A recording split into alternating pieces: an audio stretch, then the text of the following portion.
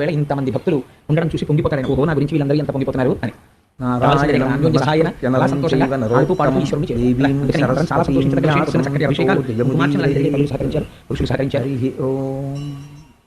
పరమేశ్వర స్వరూపమైన సభకి నమస్కారం.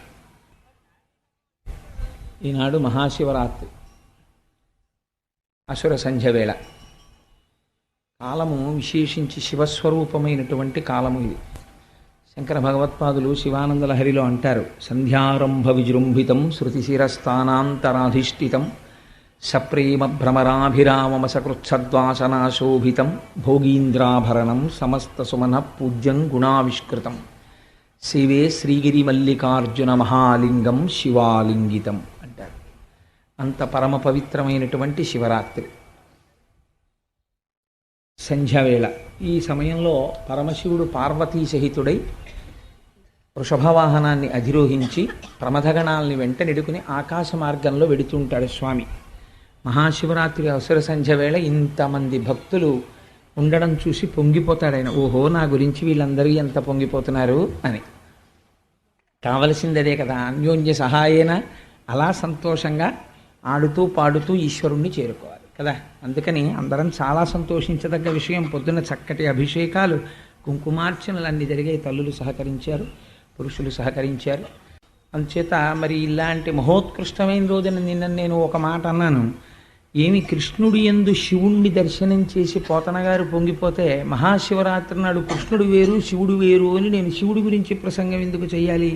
నేను చేసే కృష్ణ ప్రసంగం శివ ప్రసంగం కాదా? ఒకటే అయినప్పుడు నేను భాగవతం పక్కన పెట్టి మళ్ళీ పరమశివుడి గురించి మాట్లాడడం ఏంటంటే నా లోపల ఎక్కడో నేను రెండు చూసినట్టు అవుతుంది కదా. అందుకని నేను చెప్పుకున్న కృష్ణ కథ శివ కథే అని నేను రేపు చెప్పుకుంటాను అని మీకు చెప్పాను. మీరు కూడా పరమ ఆనందంతో దాన్ని అంగీకరించారు. అవును, భాగవతమే చెప్పు అన్నారు. మేము ఇప్పుడన్నామండి అని అనుకోకండి, మౌనం అంగీకారం కదా. అందుచేత కాబట్టి భాగవతాన్ని నేను ప్రస్తావన చేసే ప్రయత్నం చేస్తూ 12 గంటలకి శివలింగాన్ని ఇవాళ చూసి తీరాలి. అది లింగోద్భవ కాలము. దాని గురించి వాళ్ళు మనవి చేసి భాగవతం ప్రారంభం చేస్తాను. అర్ధరాత్రి 12 గంటలకి లింగోద్భవం ఏమిటండి? ఏ 6ంటికి అవ్వకూడదా, 7ంటికి అవ్వకూడదా? చక్కగా మనందరం పూజ చేసుకున్నాం, ఏ తెల్లవార కట్ట అవ్వకూడదా? అదేమి సరదా ఆయనకి? అర్ధరాత్రి 12 గంటలకి లింగోద్భవం ఏమిటి?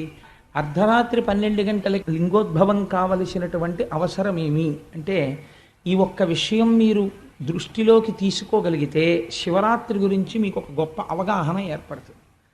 నేను మొన్నటి ఒక రోజున ప్రస్తావన చేశాను. శ్రావణ మాసంలో అష్టమి తిథి నాడు కృష్ణ భగవానుడు ఆవిర్భవించాడు. అక్కడ నుంచి కరెక్ట్గా 180 రోజులు అంటే 6 నెలలు దాటగానే మళ్ళీ మహాశివరాత్రి వస్తుంది. ఆయన అర్ధరాత్రే పుట్టాడు, ఈయన అర్ధరాత్రే పుట్టాడు. అర్ధరాత్రి కృష్ణుడు ఒక్కడే పుట్టలేదు, మీరు బాగా జ్ఞాపకం పెట్టుకోవాలి. ఇద్దరు పుట్టారు. ఎవరు పుట్టారు? నందవ్రజంలో దుర్గమ్మ తల్లి పుట్టింది, ఇక్కడ మధురలో కృష్ణ భగవానుడు పుట్టాడు. తంత్రశాస్త్రంలో ఏమిటంటే దుర్గమ్మకి కృష్ణుడికి అభేదం, ఇద్దరు ఒకటే. అందుకే పోతన గారు అంత అద్భుతమైన ప్రార్థనా శ్లోకాలు చేసి మొదలుపెట్టారు. ఆయనకి మహానుభావుడు సమస్తం తెలుసున్నవారు కాబట్టి. కనుక ఇద్దరు జన్మించారు కృష్ణాష్టమి నాడు. మహాశివరాత్రి నాడు అర్ధరాత్రి 12 గంటలకి లింగం ఆవిర్భవించింది. లింగం అంటే మనం ఏమనుకుంటామంటే, ఇప్పుడు మనం ఆ లోపల చూసినటువంటి ఒక స్వరూపం ఉంది కదా, అది శివలింగము. నేను దాన్ని తప్పని కానీ, లేకపోతే అది దోషం అండి అలా అనకూడదని కానీ నేను అంటలేదు. కానీ శాస్త్రం అంది, ఆ లింగము అన్న మాటని నువ్వు ఎలా భావన చెయ్యాలో తెలుసా? ఎదురుగుండా శివలింగాన్ని చూసి అభిషేకం ప్రారంభమయ్యే ముందు కళ్ళు మూసుకొని ఒక్కసారి ఏమి చూడాలి నువ్వు అంటే, అలా చూసి ఎవరు అభిషేకం చేస్తారో వాళ్ళ కోరికలు తీరుతాయని చెప్పింది. ఆపాతాళ నభస్థలంత భువన బ్రహ్మాండమా విస్ఫురత్ జ్యోతిస్ఫాటికలింగమౌళి విలసత్పూర్ణేందు వాంతామృతై. పాతాళలోకం దగ్గర నుంచి చంద్రమండలం వరకు ఎంతవరకు ఇవన్నీ ఉన్నాయో అంతవరకు అంతా ఒక శివలింగాకృతిగా మీరు భావన చేయాలి. చేస్తే ఈ శివలింగానికి పైన మౌళి అంటే ఈ శిరస్సు మీద చల్లటి చంద్రబింబం వెలుగుతోంది. ఏమంటే సూర్యబింబాన్ని చెప్పకూడదు. ఎందుకంటే సూర్యుడు వెలుతురిస్తాడు, కానీ తాపాన్ని సృష్టిస్తాడు. ఆ వేడి మనం తట్టుకోలేం. మధ్యాహ్నం 2 గంటలకి సభ పెట్టుకోగలమా? ఆయన తాపాన్ని మనం సహించలేం. చంద్రుడు అలా కాదు, వెలుతురిస్తాడు, చల్లని కిరణములను ప్రసరిస్తాడు. అందుకని ఆ చంద్రబింబం మౌళి యందు ఉంటుంది. ఇది ఘనీభవించినటువంటి అమృత మండలం. ఈ అమృతము స్రవిస్తుంది, కరగి ధారల కింద పడుతుంది శంకరుడి మీద. పడితే ఏమవుతుంది అంటే ఆయన శరీరం అంతా శివలింగ స్వరూపంగా ఉన్నటువంటి పాతాళలోకం నుంచి చంద్రబింబం వరకు ఉన్న శివలింగ స్వరూపం, ఈ బ్రహ్మాండాలన్నీ కలిపి ఒక శివలింగం, దాని ఆకృతి. ఇది ఆ అమృతంతో తడిసిపోయి ఉంటుంది. ఇలా తడిసిపోతే చల్లగా ఉంటుంది ఆ శివలింగం.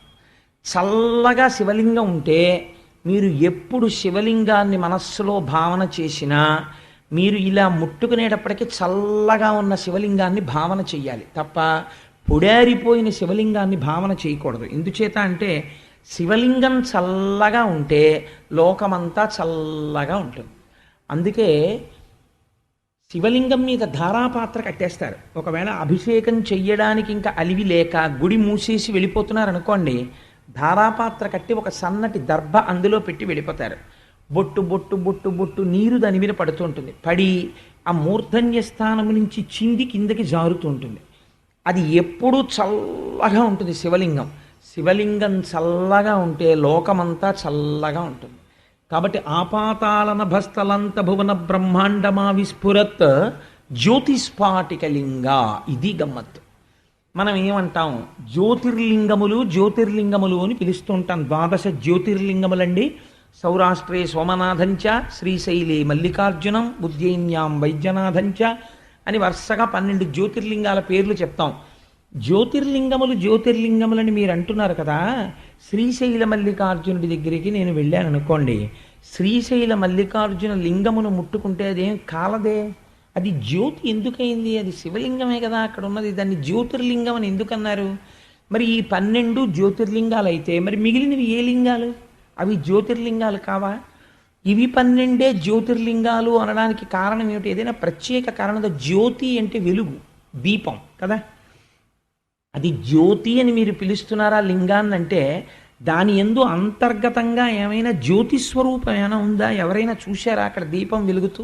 ఒకవేళ దీపం నిధనం అయిపోయినా తలుపేసేస్తే అక్కడ ఏదైనా దీపం వెలుగుతూ ఎవరికైనా దర్శనం అయిందా ఈ 12 చోట్ల? ఎందుకు పిలిచారు వీటిని జ్యోతిర్లింగాలని అంటే ఇక్కడ చెప్తున్నారు రహస్యం. అసలు దీనికే లింగోద్భవము అని పేరు. అందుకే జన్మానికి ఒక శివరాత్రి. ఇప్పుడు ఈ అసుర సంధ్య నుంచి కేవలం లౌకిక విషయాలతో గడపకూడదు.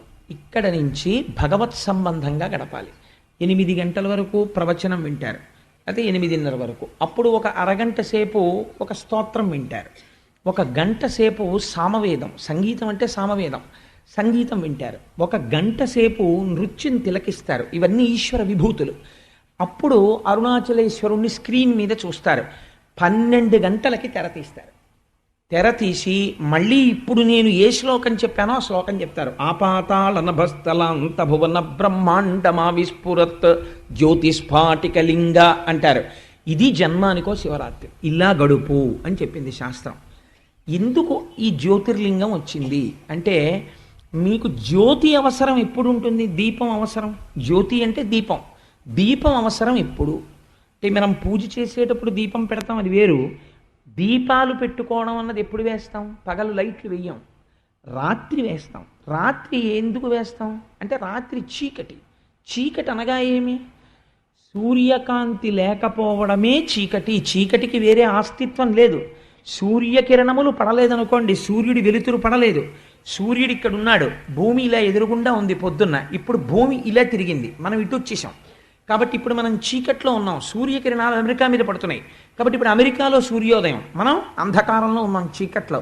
చీకటి ఏం చేస్తుంది వెలుతురు లేకపోతే? ఇది బాగా జ్ఞాపకం పెట్టుకోండి జీవితంలో. చీకటి అన్నది అలుముకుంటుంది. అలుముకుని అన్ని వస్తువుల్ని తనలోకి తీసేసుకుంటుంది.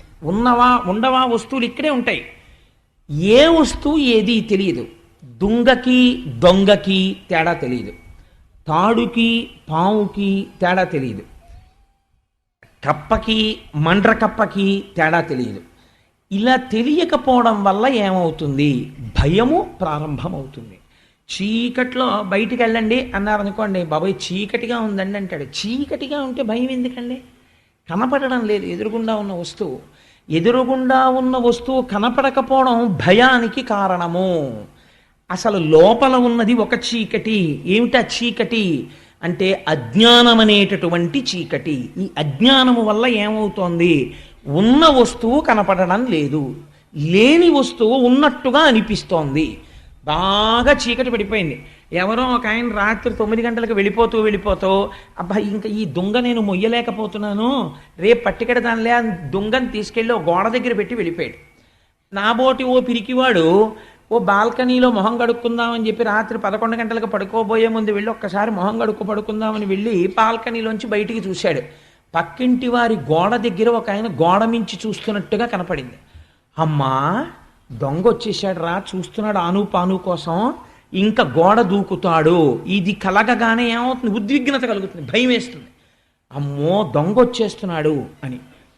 ఈ భావన కలగగానే నేనేం చేస్తాను? నక్కుతాను. అమ్మో దొంగ దూకుతాడు ఇంకా అని. నేను అలా చూస్తుంటే అజ్ఞానంలోంచి వచ్చేస్తుంది ఇంకా ఆలోచనలు. దొంగ అటు చూస్తున్నాడు, దొంగ ఇటు చూస్తున్నాడు. కాసేపటికి ఏమవుతుందో తెలుసా అండి? దొంగ ఆ ఇంట్లో ఏం లేవని నా ఇంటి వైపు చూస్తున్నాడు, ఇటు వద్దామని అని అనిపిస్తుంది. ఇంత చేసి ఇవన్నీ ఆఖరికి ఏం చేస్తాను? మా ఆవిడ్ని పిలిచి, ఉసే నువ్వు చాలా ధైర్యవంతురాలివి, నేను పిరికివాడిని, గోడ దూకడానికి సిద్ధంగా ఉన్నాడు దొంగ, చూడవే అన్నాను. అంటే అదండి మీ మొహం, దొంగలు ఎందుకు తిరుగుతారండి, ఇంకా కాసేపు ఆగితేనేమో సెకండ్ షో సినిమా నుంచి బోలుడు జనం వస్తారు, శివరాత్రి సభల నుంచి, దొంగ కాడేమో అని 5 సెల్స్ టార్చ్ వేసింది. ఇలాగా వేస్తే గోడ కాంచిన దుంగ కనపడింది. దుంగ కనపడగానే దొంగ ఏమయ్యాడు? వెళ్ళిపోయాడు అంతే. మరి దొంగ లేడా? లేడు. మరి ఎలా కనపడ్డాడు? ఇక్కడ కనపడ్డాడు. ఎందుకు కనపడ్డాడు? చీకటి వల్ల కనపడ్డాడు, అజ్ఞానం వల్ల. అజ్ఞానం పోవాలి, ఏం చేస్తే పోతుంది? వెలుతురు వస్తే పోతుంది, ఉన్నది ఉన్నట్టు కనపడుతుంది, అంతే కదండి. వెలుతురు రావాలి. ఆ వెలుతురునకు జ్ఞానము అని పేరు. ఆ జ్ఞానము కలిగిందనుకోండి, ఇప్పటి వరకు ఇది నేను ఇది నేను ఇది నేను అనుకున్నవాడు ఇది నేను కాదు, లోపల ఉన్న ఆత్మ నేను అని తెలుస్తుంది. ఇప్పుడు నా అంత వాణ్ణి నేనని ఇది చూపించి విర్రవీగడు. ఈశ్వరుడు లోపలున్నాడు, వాడు నేను, వాడు నిర్వహిస్తున్నాడు అంటాడు. ఇది ఎప్పుడు ఉండాలి? ఈ దీపం బాగా చీకటి ఇప్పుడు ఎక్కువైతే అప్పుడు దీపం ఉండాలి. దీపం దేన్ని ఆకర్షిస్తుంది? కటిక చీకట్లో కంటిని తళుక్కున పట్టుకునేది దీపమే పట్టుకుంటుంది. కాబట్టి ఇప్పుడు ఈశ్వరానుగ్రహంగా మనం అందరం అజ్ఞాన లంపటంలో పడిపోయి ఉంటే కనీసం ఒక్క మహాశివరాత్రి నాడైనా అర్ధరాత్రి వేళ లింగోద్భవం జ్యోతిస్వరూపంతో అయింది. అదే పెద్ద దీపస్తంభం వచ్చింది ఆకాశం నుంచి భూమి వరకు. సరే దాన్ని తుది మొదలు కనిపెట్టలేకపోయారు, అదంతా వేరొక కథ. కాబట్టి ఇప్పుడు ఈ జ్యోతి స్తంభం ఉన్నదే అదే అరుణాచలము. ఈ జ్యోతి స్తంభాన్ని ఒక లింగముగా మనం చూస్తాం. ఇది అరూపరూపి అంటే 3 రూపాలు ఉంటాయి పరమశివుడికి. ఒక రూపము శివ అంటారంటే మంగళప్రదుడు, అంతటా వ్యాపించి ఉంటాడు. ఎలా వ్యాపిస్తాడు? మీకు ఇందాక చెప్పాను, ఆపాతాళ నభస్థలంత భువన బ్రహ్మాండమా విస్ఫురత్. అంతా ఆయన ఉంటే మరి మేము ఉన్నాం కదండి అని మీరు నన్ను అడగచ్చు.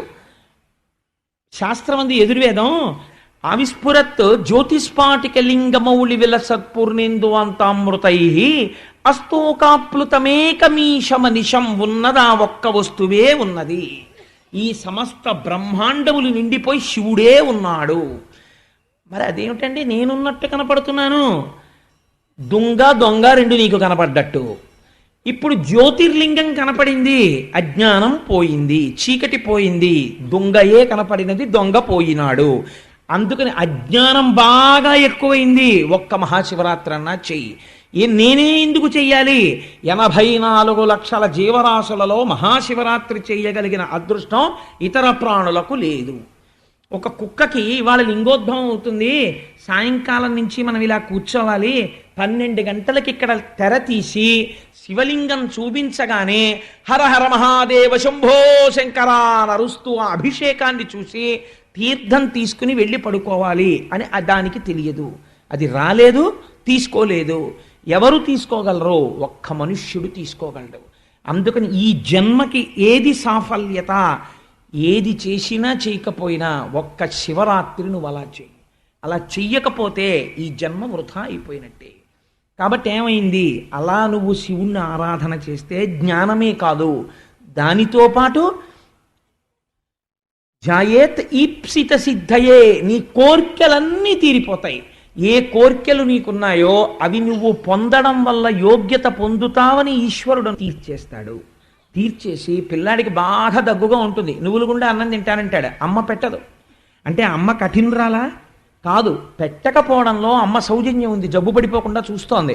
అలా ఒక్కొక్క నాడు మీ కోరిక తీర్చకపోవచ్చు, మీకు ఇప్పుడు తెలియదు. కానీ ఆ కోరిక ఎందుకు తీర్చలేదు ఈశ్వరుడు అన్నది తరువాతి కాలంలో తెలుస్తుంది.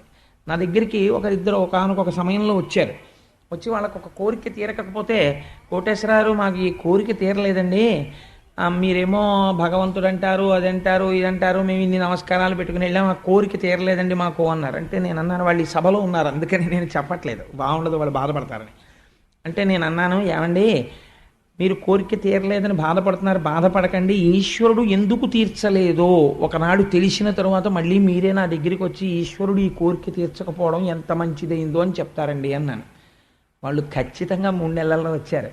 కోటేశ్వరారు నిజంగా మేము కానీ ఆనాడు ఆ కోరిక తీరి మేము అనుకున్న చోట ఉండి ఉంటే మేము అత్యంత సంక్లిష్టమైన స్థితికి వెళ్ళి ఉండేవారం, వెళ్ళకపోవడం ఎంత మంచిదైందో, ఈశ్వరానుగ్రహం తీర్చకపోవడంలో ఉందని ఇప్పుడు తెలుసుకున్నామండి అన్నారు.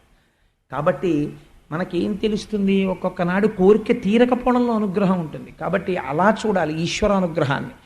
కాబట్టి ఈప్సిత సిద్ధయే, భగవంతుడు మిమ్మల్ని వృద్ధిలోకి తెచ్చే కోరికలు కల్పించి మరీ తీరుస్తాడు.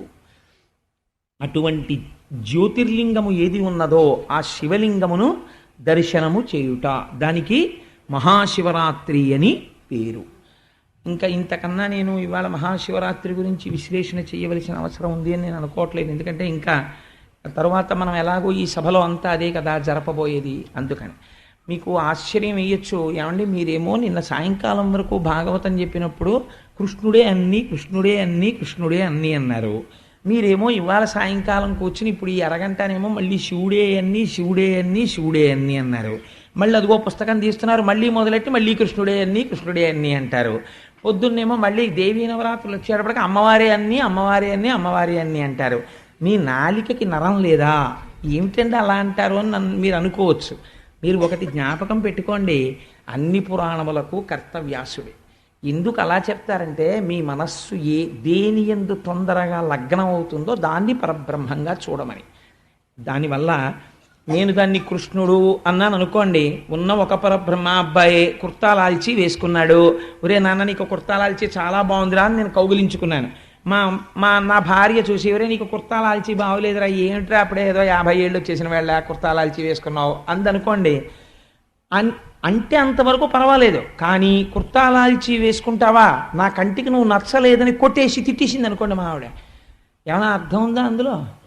నచ్చకపోతే పోనీ వదిలిపెట్టేసి, దాని గురించి పెద్ద సమస్య లేదు, నీకు ఏది నచ్చిందో ఆరాధన చెయ్యి, అదేంటి. కానీ అది నా కొడుకే అని అంగీకరించగలగాలి. నువ్వు కేవలం వేషధారణ చేత చూసి కుర్తాలాల్చి వేసుకుంటే కొట్టేసి పంచె కట్టుకుంటే కౌగిలించేసుకుంటే అదో అజ్ఞానం అంతే. అలా భగవంతుడు ఒకనాడు నాగభూషణుడై శంకరుడిగా ఉంటాడు, ఒకనాడు నెమలి పింఛం పెట్టుకుని కృష్ణ పరమాత్మై ఉంటాడు. శరత్కాలం వస్తే మా తల్లి పరబ్రహ్మస్వరూపిణి అయి ఉంటుంది. ఇన్ని రూపాలుగా ఇన్ని రకాలుగా ఆ వృత్తాంతాల్ని తలుచుకుని పొంగిపోవడానికి నాకు అవధులు ఎందుకు ఉండాలి? నేను అన్నీ చూసుకుని పొంగిపోతాను. ఒక్క బెల్లం తీపే, కానీ ఒక్క బెల్లంగడ్డ తినేస్తే వదిలిపోదా? బొబ్బట్టు చేసుకోవాలి, కాజా చేసుకోవాలి, జిలేబీ చేసుకోవాలి, ఎందుకు ఇన్ని రకాలు తీపి అంటే ఆ బెల్లం తీపినే ఇన్ని రకాలుగా అనుభవించడంలో వాళ్ళు 4 స్వీట్లు వేశారండి పెళ్లిలో అంటారు. 4 స్వీట్లలో ఏమున్నది? స్వీటే ఉన్నది. బెల్లంగడ్డలు వేస్తే పోలా అంటే 4 స్వీట్లుగా ఉంటే అదో అభ్యున్నతి. అబ్బో 4 స్వీట్లు వేశారండి అంటాం. ఒక పరమాత్మని నువ్వు ఎన్ని రూపాల్లో ఆదరించి ఇదంతా నా స్వామి అనగలిగితే నువ్వన్ని మెట్లు ఎక్కిన వాడివి తప్ప అందులో సంకుచితత్వం చూస్తే నువ్వంత కిందకి వెళ్ళిపోయిన వాడివి, నీకు అందలేదు పరమాత్మ.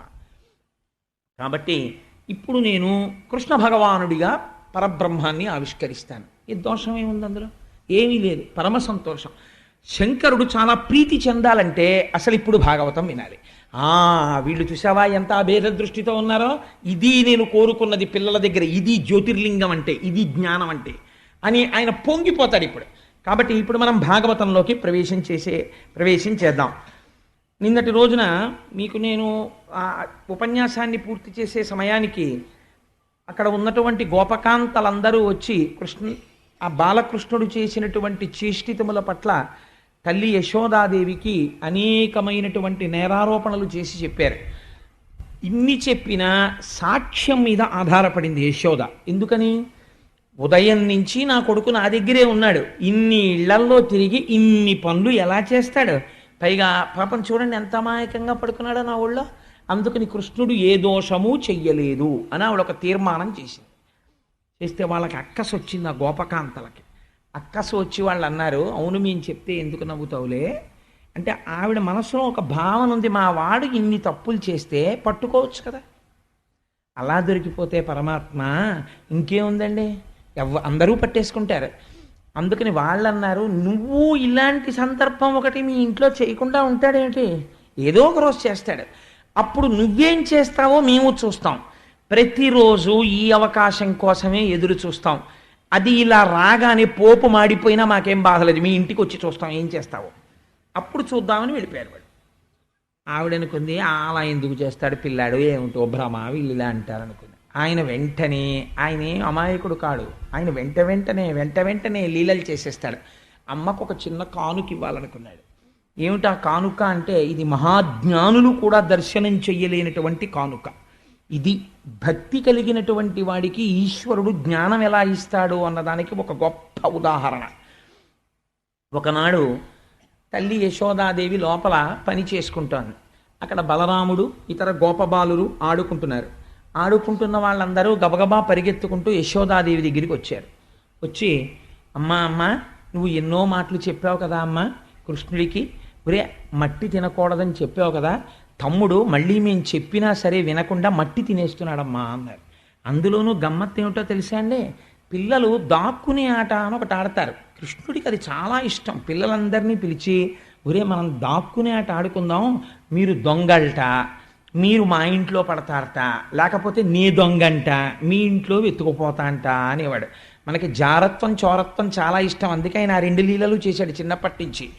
అందుకని వీళ్ళందరూ ఏమిటంటే దాక్కునేవారు. ఇప్పటికీ మనకి చూడండి, ఇప్పుడంటే పోయిందనుకోండి, ఇప్పుడు దేశంలో ఉన్న ఒకే ఒక ఆట ఏమిటంటే క్రికెట్ తప్పించి అసలు ఆటలన్నీ మరుగున పడిపోయాయి, ఒక విండీ కల్చర్. అందుకని అసలు పూర్వం ఏదో దాక్కునే ఆటని వాడు వెనక్కి తిరిగి 1 2 3 4 5 6 7 8 100 అంకెలు లెక్కెట్టేటప్పటికి ఎక్కడ దొంగలు అక్కడే గప్ చిప్ సాంబార్ బుడ్డ అనేవాడు. అనేటప్పటికి వాళ్ళందరూ దాక్కునేవారు. వీడు అక్కడి నుంచి జాగ్రత్తగా వెతుకుతూ వచ్చేవాడు. అందులో సునిశ్చిత పరిశీలనా శక్తి, ఎవడు ఎక్కడ దాక్కున్నాడో గభాలను వచ్చి ఎవడు వీపు మీద కొట్టేస్తాడో, కొట్టేస్తే వీడు మళ్ళీ దొంగెట్టాలి. అందుకని చాలా అలర్ట్గా ఉండి వెతకడం, ఇవన్నీ అలవాటు అవుతుండేవి. ఒక ధ్యానము, ఇంతమంది మధ్యలో తిరుగుతున్నా ఎక్కడ ఎవడున్నాడో అని కదలికని కనిపెట్టగలిగినటువంటి ధ్యానశక్తి పెంపొందుతుండేది పిల్లల్లో. అటువంటి ఆటలు ఉండేవి పూర్వం. ప్లస్ ఫిజికల్ ఎక్సర్సైజ్ జరుగుతుండేది ఆ పరిగెత్తడం వల్ల. ఇందులో ఎవడో పరిగెత్తుకొచ్చి వీపు మీద కొట్టేసి అవుట్ అని అరుస్తాడు.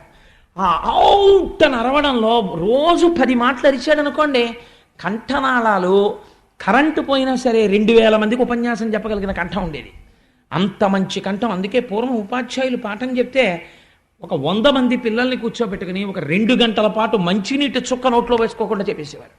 కారణం ఏంటంటే చిన్నప్పటి నుంచి ఆ కంఠానికి అటువంటి సాధన ఉండేది.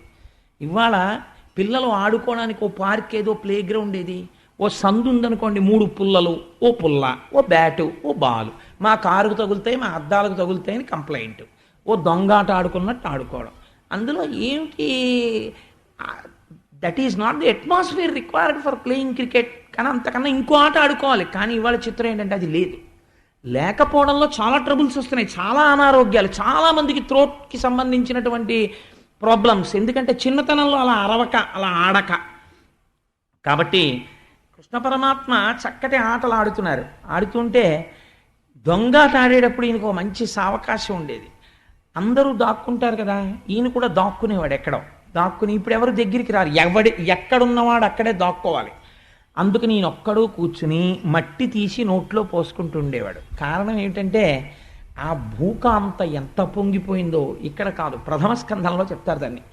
ఆవిడ చెప్పుకుంది, ఒకనాడు ఆ శ్రీలలనీశుడు ఆ స్వామి ఈ భూమి మీద నడిచాడు. నేను అదృష్టవంతురాల్ని, ఇవాళ అవతారం లేదంటుంది కృష్ణావతారం తర్వాత. అలా ఆ భూకాంత పొంగిపోవడం కోసమని ఆ మట్టి తీసి ఆయన నోట్లో పోసుకునేవాడు. ఈలోగా అక్కడెక్కడో దాక్కున్నవాడు ఇలా చూశాడు కృష్ణుడు నోట్లో మట్టి పోసుకోవడం.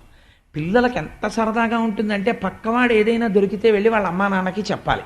అందుకని బలరాముడికి చెప్పారు, ఒరే బలరామా బలరామా మీ తమ్ముడు మట్టి తినేస్తున్నాడు రా అని. ఈయన అని పెట్టుకుని నిలబడ్డాడు. నిలబడితే ఇంకా అనుమానం ఎక్కువైపోతుంది కదా, మట్టి తినేసాడని. కాబట్టి అందరూ కలిపి ఇది చెయ్యట్టుకుని లాక్కుంటూ యశోద దగ్గరికి తీసుకెళ్లారు. యశోద అదృష్టమే అదృష్టం అండి. నిజంగా జీవితంలో యశోద లాంటి జన్మ ఉన్నవాళ్ళు అరుదు. అందుకే యశోద చాలా గొప్ప పేరు. ఆ పేరు కూడా భగవంతుడు అందుకే అలా పెట్టాడేమో ఆవిడికి. అసలు యశోద 3 అక్షరాల పేరు, ఆడవాళ్ళు పెట్టుకోవడానికి యోగ్యమైన పేరు. అసలు చాలా చోట్ల ఇవాళ ఆ పేరే లేదు. ఆశ్చర్యం, చాలామంది యశోద అన్న పేరే పెట్టుకోవట్లేదు ఇప్పుడు. అందుచేత ఆ యశోద దగ్గరికి పరమాత్మ వెడితే ఆవిడంది, మన్నీటికి భక్షింతువు మన్నియమము లేల మన్నింపవు అన్నయు సకులను చెప్పెద రన్నామన్నేల వేరు పదార్థము లేదే. ఎరా కృష్ణ, ఎన్ని మాటలు చెప్పాను నీకు మట్టి తినద్దని అంటే ఆవిడ వెంటనే నమ్మేసింది. వీళ్ళందరూ చెప్పారు కాబట్టి. ఆయన ఏం తక్కువవాడు కాడు, తిన్నాడు. కాబట్టి మన్నేటికి భక్షింతువో, మంది ఎందుకు తింటున్నావు? నేను ఇంతకుముందు నీకు ఎన్నో మాటలు చెప్పాను. ఈ లీలకున్న గొప్పతనం ఏమిటో తెలుసా అండి? యశోద యొక్క అదృష్టాన్ని ఆవిష్కరిస్తోంది ఈ లీల. ఇది మీరు బాగా గుర్తుపెట్టుకోవాలి. తల్లి పిల్లల్ని ఇలా అడిగేటప్పుడు ఇలా చేతులు కట్టుకుని మన్నిటికి భక్షింతువో అని అడగదు కదా. ఒరే మన్ని ఎందుకు తింటున్నావురా అని అడగవలసి వచ్చింది అనుకోండి, అమాంతం పిల్లాన్ని ఇలా రెక్క పెట్టుకుని ఏరా మన్ని ఎందుకు తిన్నావు అంటుంది. ఇలాగా ఇలా చూపించడమే పరమాత్మ దగ్గర. భగవంతుణ్ణి పట్టుకుని వేదాంగములు చదివిన వాళ్ళు ఇలా తప్ప ఆయన దగ్గర ఇలా అనడం, ఆఫీస్ నమస్కారాలు ఆయన దగ్గర కుదరవు. అలాంటిది ఆయన దగ్గరికి వెళ్ళి ఇలా చూపించడమా, ఇలా చూపిస్తే ఆయన బెంగ పెట్టుకుని ఇలా నిలబడ్డమా భయపడి, అలా లొంగిపోయినటువంటి స్వరూపం ఒక్క యశోద దగ్గర తప్ప ఎక్కడైనా ఉందా? ఇది యశోద అదృష్టాన్ని చూపిస్తున్నారు ఆ పద్యంలో పోతన గారు. ఇది పోతన గారి ఆర్తి. మన్నేటికి భక్షింతువు. ఆయన ఎవరు? లోకములకన్నిటికీ నడువడి నేర్పినవాడు. వేదము ఆయన యొక్క మాట, అపౌరుషేయము. వేదము ఆయన పలికితే వినపడింది ఋషులకి సమాధిలో. ఆ వేదము చేత ఆయన కట్టడి చేశాడు ప్రపంచం ఇలా ఉండాలని. ప్రపంచమునకు మార్గదర్శనం చేసినటువంటి మహాపురుషుడైనటువంటి పరమాత్మని ఈవిడ మార్గదర్శనం చేస్తోంది. నువ్వు ఇలా ఎందుకు చేశావు, నేను ఇలా చెయ్యమని చెప్పాను కదా. సృష్టిలో ఇది ఉందండి ఎక్కడైనా? ఈశ్వరుడి దగ్గరికి వెళ్ళి ఈశ్వర నేను చెప్పినందుకు నువ్వెందుకు నడవలేదు అని అడగగలగడం. పోనా అలా అడగడానికి ఈవిడేమైనా తపస్సు చేసి ఈశ్వరుణ్ణి ప్రత్యక్షం చేసుకుందా అంటే కేవలం ఒక అజ్ఞురాలు గోపిక. ఈవిడ ఇలా చూపించి అడుగుతోందమ్మ. మన్నేటికి భక్షింతువు నియమము లేల మన్నింపవు. నేను చెప్పింది నువ్వెందుకు వింటలేదు? నేను చెప్పాను మట్టి తినద్దని, నువ్వు తిన్నావు. ఇదిగో వీళ్ళందరూ చెప్తున్నారు. నియమము లేల మన్నింపవు అన్నయు సఖులును చెప్పెదరు. అన్న చెప్తున్నాడు, నీ స్నేహితులు చెప్తున్నారు. అన్నయు సఖులును చెప్పెదరన్నామన్నేల వేరు పదార్థము లేదే. ఏరా తిన్నావు, మట్టే తినాలా? నీకు ఎన్ని మాటలు చెప్పాను మట్టి తినద్దని. వెంటనే ప్రత్యామ్నాయం చెప్తుంటాం మనం. నీకు ఎన్నో మాటలు చెప్పాను చాక్లెట్లు కొనుక్కోవద్దు, పళ్ళు పాడైపోతామని. ఆ చాక్లెట్లే తింటాం ఎందుకు? ఏం యాపిల్ పండు తినకూడదా, బిస్కెట్లు తినకూడదా అని తండ్రి మొత్తుకుంటాడు పిల్ల దగ్గర. కానీ అది మాత్రం చాక్లెట్లే కొనుక్కుంటుంది కదా. అలా ఒక మాట ఇలా చూపించి అడుగుతున్నారు. మన్నేటికి భక్షింతు నియమము లేల మన్నింపవు అన్నయు సఖులును చెప్పెదరన్నామన్నేల వేరు పదార్థము లేదే. ఏ మట్టి తినడం ఎందుకు? వేరే పదార్థం లేదా? తినకూడదా? ఇది ఈనాటి మాట కాదు, కృష్ణుడి దగ్గర నుంచే ఉందన్నమాట ఈ మాట. అంటే ఏం మట్టి తింటాం ఎందుకురా? ఇంట్లో చక్క మెత్తటి వెన్నుంది, నెయ్యి ఉంది, పెరుగుంది, అవన్నీ తినకూడదు, ఈ మట్టి తింటామేంటి అని అడిగింది. అంటే ఆయన చూడండి, పోతన గారి గొప్పతనం ఎక్కడో తెలుసా అండి? పిల్లలు చెయ్యని పనికి ఇలా నిలదీశారనుకోండి, 10 మంది తీసుకొచ్చి వాళ్ళకి కోపం వచ్చేస్తుంది. కోపం వచ్చేసి నేను అమ్మతో మాట్లాడుతున్నాను, నేను నాన్నగారితో మాట్లాడుతున్నాను అని వాళ్ళు అనుకోరు. ఏంటంటే నాన్నగారండి ఎవరో నేను చాక్లెట్ తిన్నానని చెప్తే మీరు నమ్మేసేయడమేనా? నేను ఏదో చాక్లెట్లు సంబంధించినటువంటి కాగితం ముక్కలు చేత్తో పట్టుకున్నాను, తిన్నదేమో రామకృష్ణారావు అమ్మాయి తింది, నాకేమో చేతిలో ఆ కాగితాలు పెట్టింది, కాగితాలు నా చేతిలో పెట్టినందుకు మీరేమో నేను తిన్నానంటారా? నేను తిన్నా, నాకు కావాలంటే నా నోరు చూసుకోండి అంటారు. అయ్యో మనం అలా నిలదీయచ్చా నాన్నగారిని అని ఉండదు. ఎందుకని? అది పిల్లలకుండే స్వాతంత్రం అలా ఉండాలి. కృష్ణుడు అప్పుడు ఏమని ఉంటాడో, పోతన గారు ఎలా దర్శనం చేశారో చూడండి మహానుభావుడు.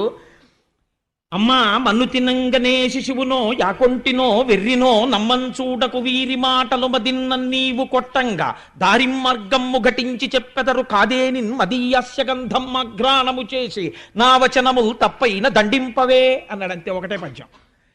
పోతన గారికి అలా పడిందంటే మహానుభావుడికి ఘంటం అలా కదిలింది ఆయనకి.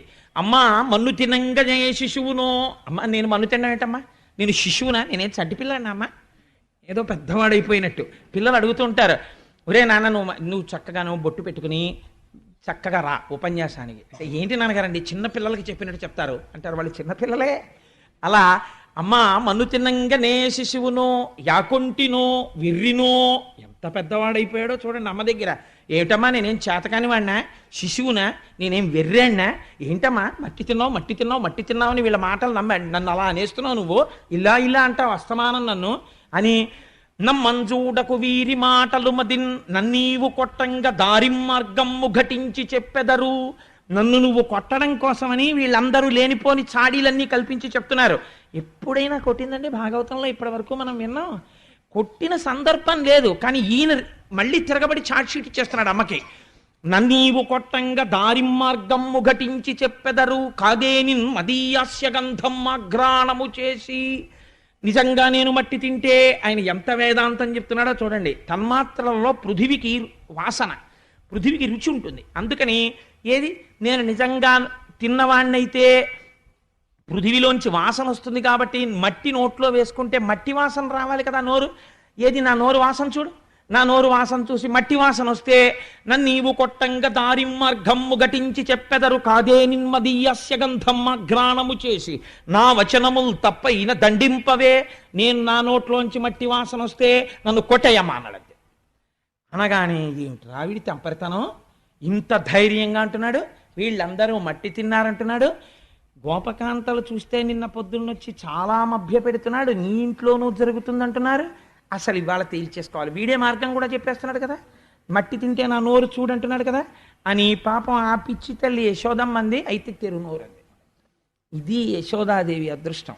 ఇది ఎంతో తపస్సు చేసినటువంటి మహాపురుషులు ఎక్కడో భ్రంశమైపోయి జారిపోయి మళ్ళీ జన్మలెత్తారు. అంతటా ఈశ్వరుణ్ణి చూడలేకపోయారు. అంతటా ఈశ్వరుణ్ణి చూడడం జ్ఞానం. ఏమీ చదువుకోనటువంటి స్త్రీకి అంతటా ఈశ్వర దర్శనం చేయిస్తున్నాడు పరమాత్మ. ఈశ్వరుడు యందు లోకం కనపడుతోంది, లోకము ఈశ్వరుడు యందుంది. ఈ తత్వాన్ని ఆవిష్కరిస్తున్నాడు చూడండి. ఇది బ్రహ్మాండ దర్శనం, విశ్వరూప దర్శనం అంటారు. మృద్భక్షణమున విశ్వరూప దర్శనము అంటారు పోతన గారు దీన్ని. అని ఇలా నోరు తెరిచాడు. అమ్మ నోట్లో వాసన చూద్దామని నిజంగా యశోద అదృష్టమే అదృష్టం అండి. ఆ రోజున మోకాళ్ళ మీద కూర్చుని కొడుకు చెయ్యిలా పట్టుకుని నోరు వాసన చూద్దామనుకుని ఇలా దగ్గరగా నోటి దగ్గరికి వెళ్ళపోయింది. ఇలా నోరు తెరిచాడు. ఆ లలితాంగిక నుంగునే బాలుని ముఖమందు జలధి పర్వత వన భూగోళ సికి తరణి శశి దిక్పాలాది కారండంబైన బ్రహ్మాండంబునన్ సమస్త పర్వతాలతో నదులతో సముద్రాలతో చెట్లతో చామలతో లోకంతో నరులతో నందవ్రజంలో ఉన్న పశువులతో తన ఇంటితో తనతో నందుడితో కలిసి కనబడ్డారు లోపల. కనపడితే ఈ యశోద నోట్లోకి చూసి ఇన్ని బ్రహ్మాండములు పిల్లవాడి నోట్లో కనపడుతుంటే ఆవిడ తెల్లపోయి ఆవిడ అనుకుంది, కలయో వైష్ణవమాయయో ఇతర సంకల్పార్థమో సత్యమో తలపన్నేరకయున్నదాననో యశోదాదేవి కానో పరస్థలమో బాలకుడెంత వీని ముఖస్తంభై అజాండంబు ప్రజ్వలమయ్యుండుటకేది హేతువో మహాశ్చర్యంబు చింతింపగన్. ఇదే కదండి జ్యోతిర్లింగం అంటే. నోరు తెరిస్తే ఆ నోట్లో ఉన్నవన్నీ చూసి యశోదంది, ఏం ఆశ్చర్యం, కలయో వైష్ణవమాయయో ఇతర సంకల్పార్థమో సత్యమో. ఇది కళ, వైష్ణవమాయ, ఏదైనా సంకల్పమా, అసలు లేకపోతే ఇది సత్యమా, యశోదాదేవి కాను, అసలు నేను యశోదనేనా? పరస్థలమో, నేను ఇంట్లోనే ఉన్నానా? బాలకుడెంత, వీడు నా కొడుకేనా? ఇంత చిన్న పిల్లాడా? వీని ముఖస్తంభై అజాండంబు ప్రజ్వలమయ్యుండుటకేది హేతువో, వీడి నోట్లో బ్రహ్మాండాలన్నీ ఉన్నాయా? మహాశ్చర్యంబు చింతింపగన్, ఎంత గొప్ప మాట పడిపోయిందో చూడండి. మహాశ్చర్యంబు, బ్రహ్మమునకు అద్భుత దర్శనము అని పేరు. మహాశ్చర్యంబు చింతింపగన్, ఆలోచిస్తే చాలా ఆశ్చర్యకరంగా ఉంది. పిల్లవాడు ఏమిటి, పిల్లవాడి నోట్లో బ్రహ్మాండాలు ఏమిటి అని ఆవిడ తెల్లపోయింది. మీరు మామూలుగా ఆలోచన చేస్తే, ఏమండి ఇవన్నీ ఎలా కుదురుతాయండి, ఓ చిన్న పిల్లవాడి నోట్లో అన్నీ ఉంటాయా అని మీరు నన్ను అడగవచ్చు. మిమ్మల్ని నేను ఒక ప్రశ్న వేస్తాను, ఊహ చెయ్యండి. శంకర భగవత్పాదులు ఒక అద్భుతమైన శ్లోకం ఇచ్చారు దక్షిణామూర్తి స్తోత్రంలో. బీజస్యాం తరివాంకురో జగదిదం ప్రాంగ్ నిర్వికల్పం పునః మాయా కల్పిత దేశ కాల కలన వైచిత్ర చిత్రీకృతం మాయావీవ విజృంభయత్యపి మహాయోగి వయశ్రేచ్ఛయా అని. అందులో బీజస్యాం తరివాంకురో, ఒక రావి చెట్టు ఉంది. రావి చెట్టు ఎంత పెద్దది? చాలా పెద్ద రావి చెట్టు. ఇంత పెద్ద రావి చెట్టు యొక్క మూలము లేదా ఆ రావి చెట్టు యొక్క సూక్ష్మ దశ ఎక్కడ ఉన్నది అంటే, ఇంత రావి చెట్టు కూడా ఇంత చిన్న విత్తనమునందు ఉన్నది. లేకపోతే దాని నిర్మాణమునకు సంబంధించిన సమస్త ప్రక్రియ విత్తనం బద్దలై అందులోంచి ఎలా వచ్చింది? అందులో ఉంది కాబట్టి పైకొచ్చింది. కానీ సూక్ష్మావస్థ యందు అణిగి ఉన్నది, అందులోంచి రావి చెట్టు రాదు అని మీరు చెప్పింది నిజమైతే విత్తనంలోంచి చెట్టు రాకూడదు. రావి చెట్టు అందులోనే ఉన్నది నిజమైతే విత్తనంలోంచి చెట్టు వచ్చింది. మీకు ఇంకొక ఉదాహరణ చెప్తాను. ఒక నువ్వు గింజ యందు కొన్ని కోట్ల కోట్ల నువ్వు గింజలు ఉన్నవి. ఎలా అని మీరు నన్ను అడగచ్చు.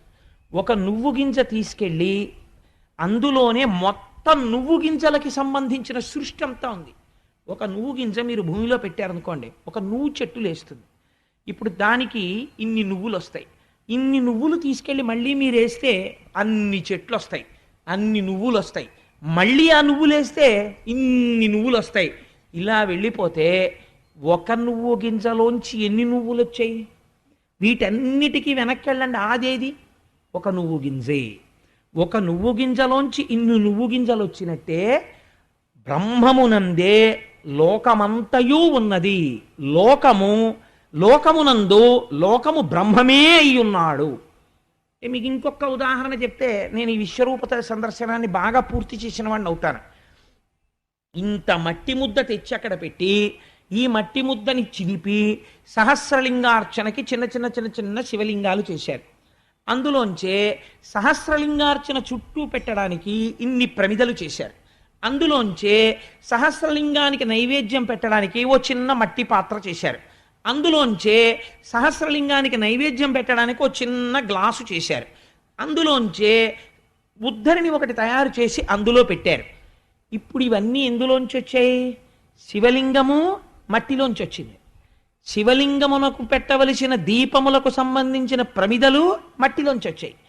శివలింగమునకు పెట్టవలసినటువంటి అభిషేక నైవేద్య పాత్ర మూకుడు మట్టిలోంచి వచ్చింది.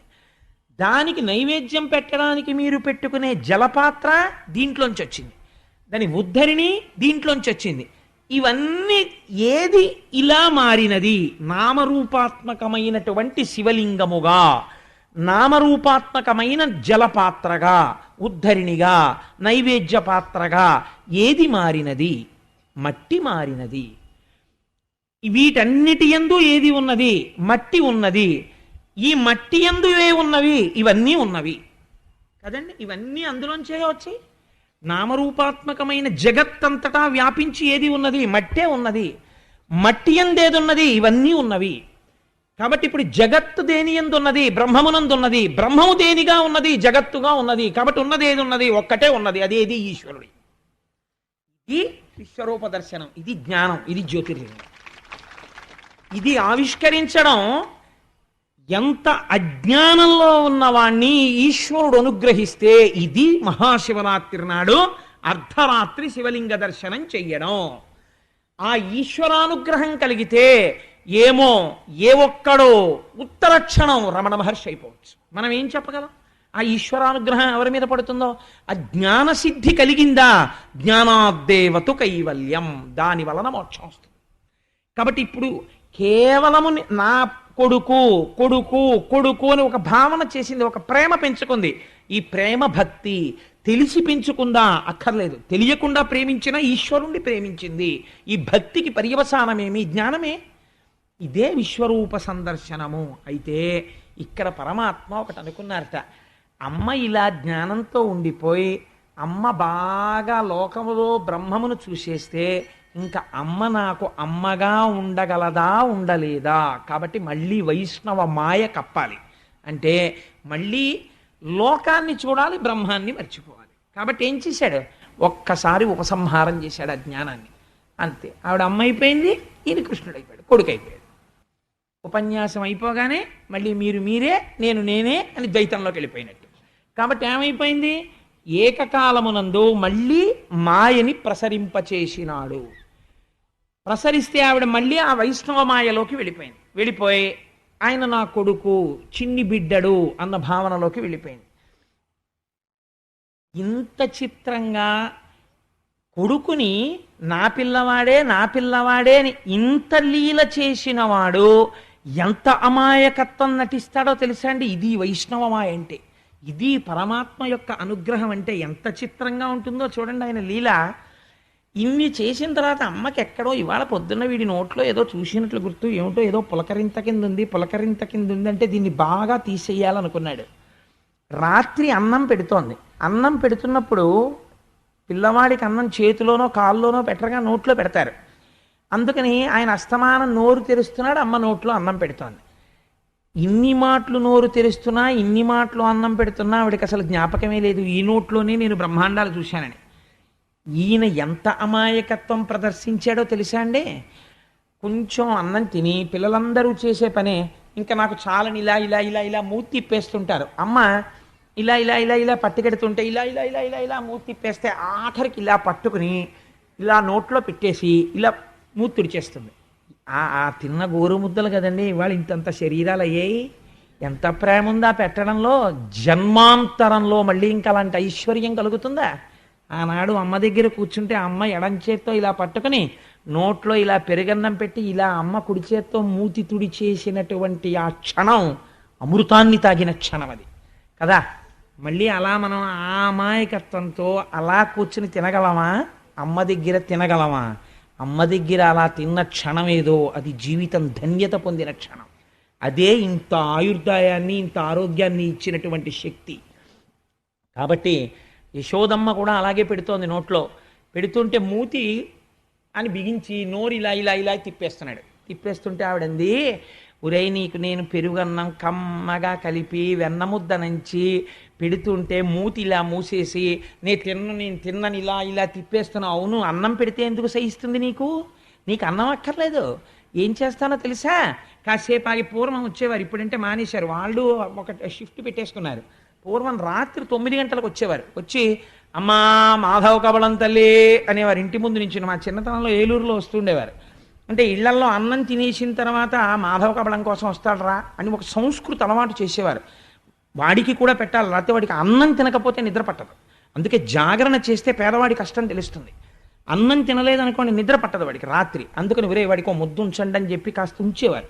ఒక్క ముద్ద తక్కువైతే మజ్జిగ తాగు పడుకోండి, కడుపు చల్లగా నిద్ర పడుతుంది. కానీ ఇంకొకటికి పెట్టి పడుకోవాలని ఉంచేవారు ఆ గిన్నెలో ఉంచి. ఎవరే మాధవ కబళం వాడు ఇంకా రాలేదురా అని ఎదురు చూసేవారండి వాడి కోసం. అమ్మ మాధవ కబళం అమ్మయ్య వచ్చేసాడు రా పెట్టేసి పడుకుందానికి అవ్వగా వెళ్ళి ఆయన వేసి వచ్చి పడుకుని నిద్రపోయేవారు. అలా మాధవ కబళం దాని పేరు. ఎంత విచిత్రమైన పేరో చూడండి. అది మాధవుడికి ఇస్తున్న కబళం. మాం అంటే లక్ష్మీదేవి, ధవుడు అంటే భర్త. ఇది ఈ ఆర్తి చూసి ఈశ్వరుడు ఐశ్వర్యం ఇస్తున్నాడు నీకన్నారు. అందుకని ఆ కబళం ఒక ముద్ద తీసుకెళ్ళి ఆయనకి వేసేవారు. 4 ఇళ్లలో 4 ముద్దలు తిని ఆయన చెట్టు కింద పడుకునేవాడు. కాబట్టి ఆవిడంది యశోదాదేవి కాసేపు ఆగి అమ్మా మాధవ కబళం తల్లి అని వాడు వస్తాడు.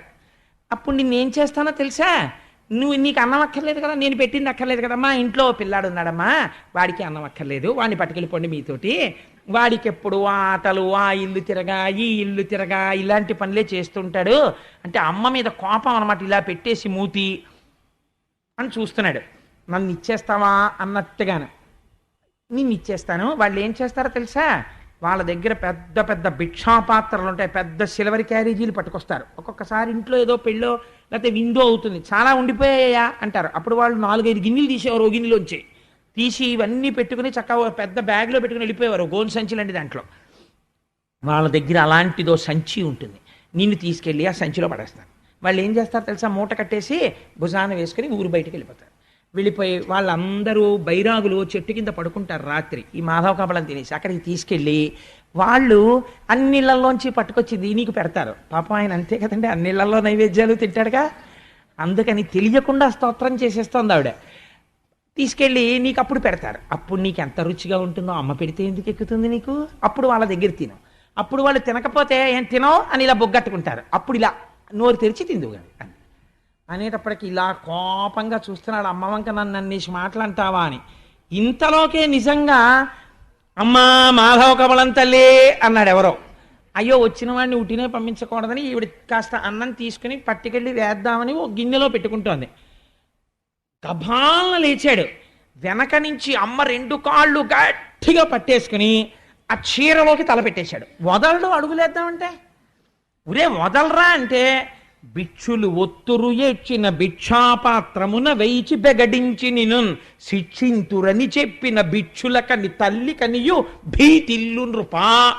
అమ్మ వంక మాధవ కబలం తల్లి అన్నవాడి వంక చూసి ఇలా భయపడిపోయి అమ్మ నన్ను వేసేస్తావా, అమ్మ నన్ను వేసేస్తావా అన్నట్టు ఇలా చూస్తుంటే, ఓరి పిచ్చి కన్నా నిన్ను వేసేస్తానా, లేక లేక పుట్టినవాడివి ఎందుకు వేస్తాను, అన్నం తింటాననేవాడు. కూర్చో, వాడికి మాధవ కబలం వేసి వచ్చేస్తానంటే, అమ్మ నన్ను వేసేకే, అమ్మ నన్ను ఇచ్చేకే, అమ్మ నన్ను ఇచ్చేకే, నిన్ను ఇవ్వనురా, నువ్వు కూర్చో, నిన్ను ఎందుకు ఇచ్చేస్తాను రా, నువ్వు నా కన్నవాడివి, నిన్ను ఇస్తానా నాన్న అని ముద్దు పెట్టుకుని అక్కడ కూర్చోపెట్టి వేసి వస్తే, అప్పుడు దొంగ నవ్వు నవ్వితే ఆ నవ్వు చూసుకుని యశోద మురిసిపోయేది. ఈ ముందు లీలకి ఈ లీలకి ఏమైనా ఎంత అమాయకత్వం నటించాడండి, ఎంత జ్ఞానంతో ఎంత విశ్వరూప దర్శనం చేయించాడు. ఇది కృష్ణ పరమాత్మ అంటే. ఈశ్వరుడు ఏదైనా చేయగలడు. నమో నిధిష్టాయ ప్రియదవదవిష్టాయ చ నమో, నమక్షోదిష్టాయ స్మరహర మహిష్టాయ చ నమో, నమో వర్షిష్టాయ త్రినయన అవిష్టాయ చ నమో, నమః సర్వస్మై తే తదిగమితి శర్వాయ నమః అంటారు.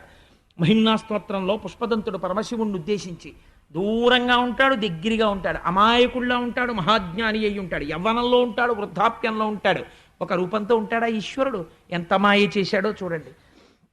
అందుకని ఈ స్తోత్రం అయిపోయిన తర్వాత, ఈ లీల అయిపోయిన తర్వాత, అసలు ఇది వింటున్నటువంటి పరీక్షిత్తుకి కడుపు మండిపోయింది. ఎందుకు మండిపోయిందంటే ఆయన అన్నాడు, ఏమయ్యా ఎప్పుడైనా ఓ నోము నోచిన వాళ్ళు ఉంటారు, ఓ వ్రతం చేసిన వాళ్ళు ఉంటారు, అభిషేకం చేసుకున్న వాళ్ళు ఉంటారు.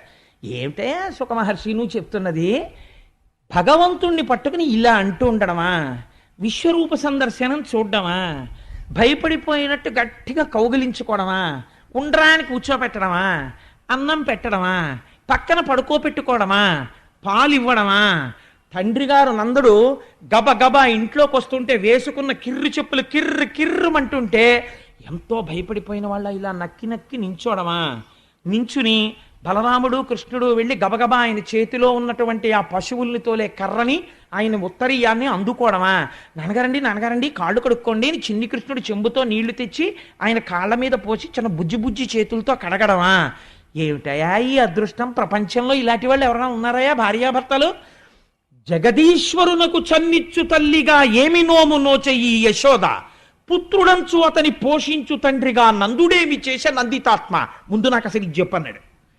ఎంత బాధ వచ్చిందో చూడండి. అసలు ఏం అదృష్టం రా ఆ నందుడిది యశోదది. అసలు వీళ్ళిద్దరూ ఏం పూజ చేస్తే కృష్ణుడు ఇలా కొడుకై పుట్టాడో నాకు ఇది చెప్పు అన్నాడు. నేను అనుకుంటున్నాను మీకు అందరికీ కోరిక వచ్చేసి ఉండాలి. అసలు అయితే ఓ కోరిక ఉండాలి, కృష్ణుడు పెరిగిపోకుండా ఇలాగే ఉంటే బాగుండు లీలలన్నీ అని కూడా.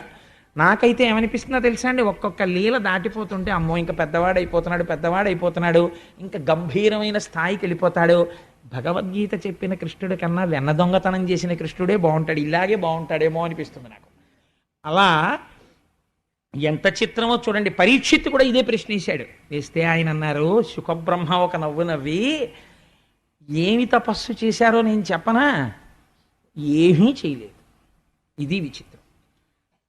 కృష్ణ పరమాత్మ భూమండలం మీద ఆవిర్భవించే ముందు దేవతల్ని తమ అంశలతో ఆవిర్భవించమన్నాడు. చతుర్ముఖ బ్రహ్మగారు ప్రజాపతులలో అక్కడ ఉండేటటువంటి ఆ వసువులలో ప్రముఖుడైనటువంటి వాడు ద్రోణుడు. ఆ ద్రోణుడి భార్య ధర, వీళ్ళిద్దరినీ పిలిచి శ్రీమన్నారాయణుడు కృష్ణ పరమాత్మగా ఆవిర్భవిస్తున్నాడు, మీరిద్దరూ కూడా వెళ్ళి భూమి మీద అవతరించండి అన్నారు. అంటే ఆయన అన్నారు, మేము అవతరిస్తాం, మేము భూమి మీదకి వెడతాం, గొల్లవాడిగా గొల్లవాని భార్యగా మేము జన్మిస్తాం, కానీ మాకొక్క వరం ఇస్తే వెడతాం. ఏమిటో తెలుసా? భూమి మీద అవతరించినటువంటి కృష్ణ పరమాత్మని మా కొడుకు అన్న భావనతో కొడుకుగా లాలించి పెంచి పోషించే వరం ఇస్తే వెడతామన్నారు. మీకు కూడా ఆ వరం ఉన్నది భూమి మీద పుట్టిన వాళ్ళకి. ఏమిటో తెలుసా అండి?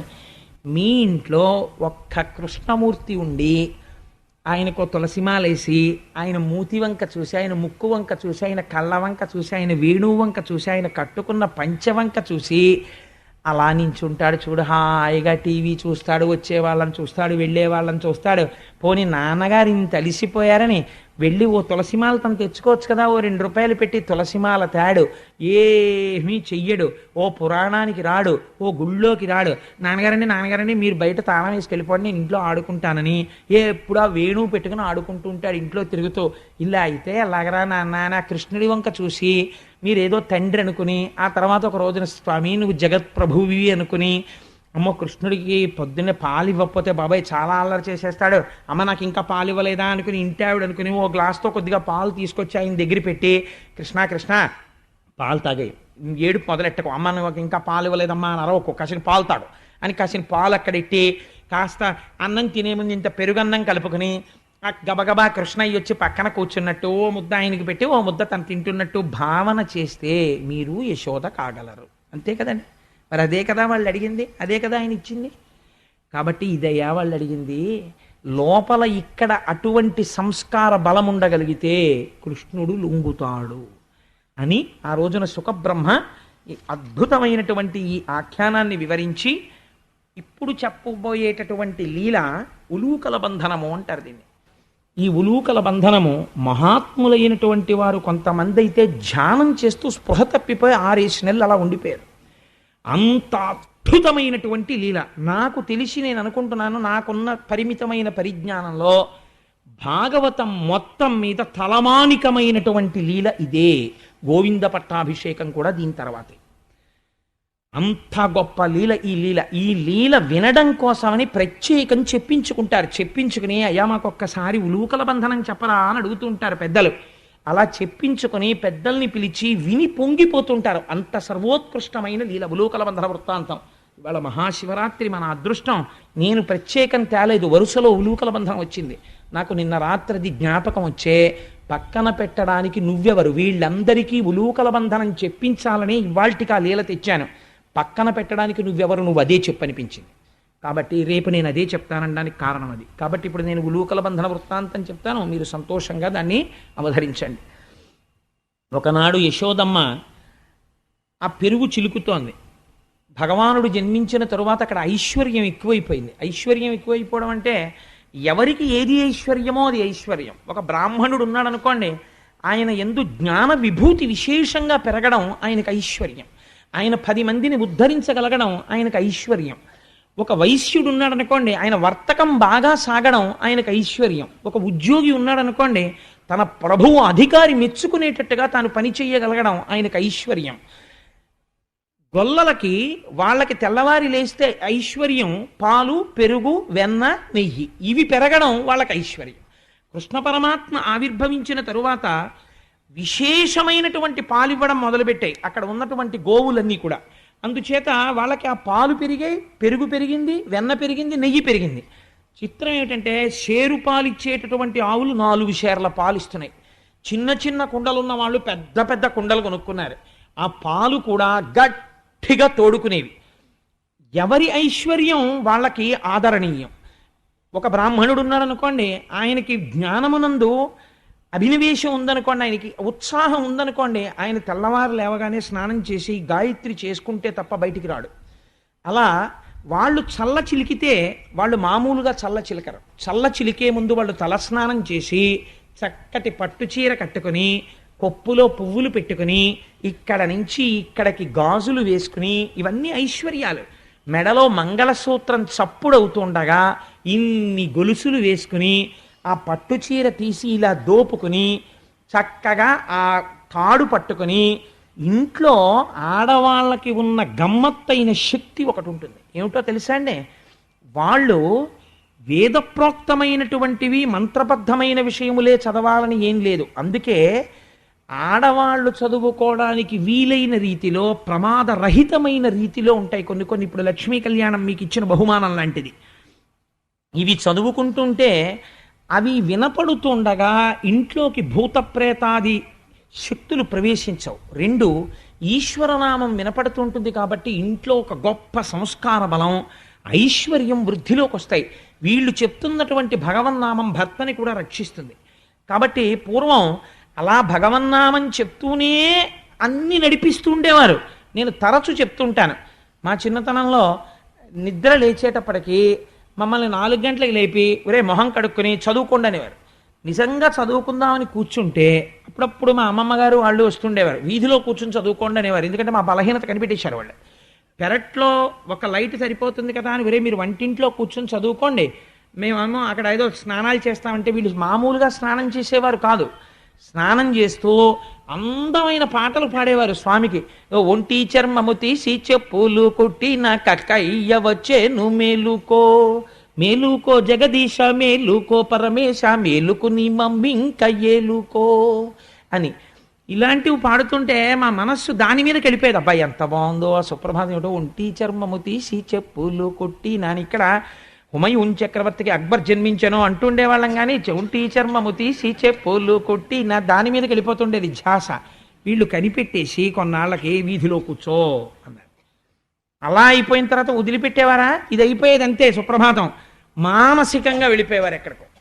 వెళ్ళిపోయి శ్రీరంజంబుగ శ్రీగిరి యాత్రకు కూరిమిసతితో కూడినడచితిని పల్లెలు పురములు పట్టణంబులు పేటలు దాటితే కోటలు దాటితే అడుగులు దాటితే మడుగులు దాటితే అన్నీ దాటితే కంటిని శ్రీగిరి కన్నుల నిండా వింటిని మహిమలు వీనుల నిండా ఆ మహిమలు నేనేమని చెప్పదు దారుని లోపల దౌతాచలమది మేరుని కంటెను మిక్కుటమైనది బ్రహ్మ నిర్మల బహిశృంగంబులు వాటమైన పూదోటలు మిక్కిలి మాటలు నేర్చిన మంచి మృగంబులు తప్పిపోక పాతాళ గంగలో తెప్పున తేలుచు తీర్థంబాడుచు చలగుచుమడి వస్త్రంబులు కట్టితి పొలుపుగ నుదుట విభూతి ధరించితి పిల్లారయ్యకు ప్రియముగ మ్రొక్కితి ద్వారపాలకుల దర్శనమాయను ద్వారమందురత నాలగద్దపై చూచితి నెవ్వరు చూడని లింగం నిరుపద్రవమగు నిశ్చల లింగం ఆదితేజమగు ఐక్యలింగం పురాణప్రదమగు పవిత్రలింగం లింగముగనుగొని లింగదేహినై వెళ్ళిపోయాము శ్రీశైలం మహాశివరాత్రి నాడు.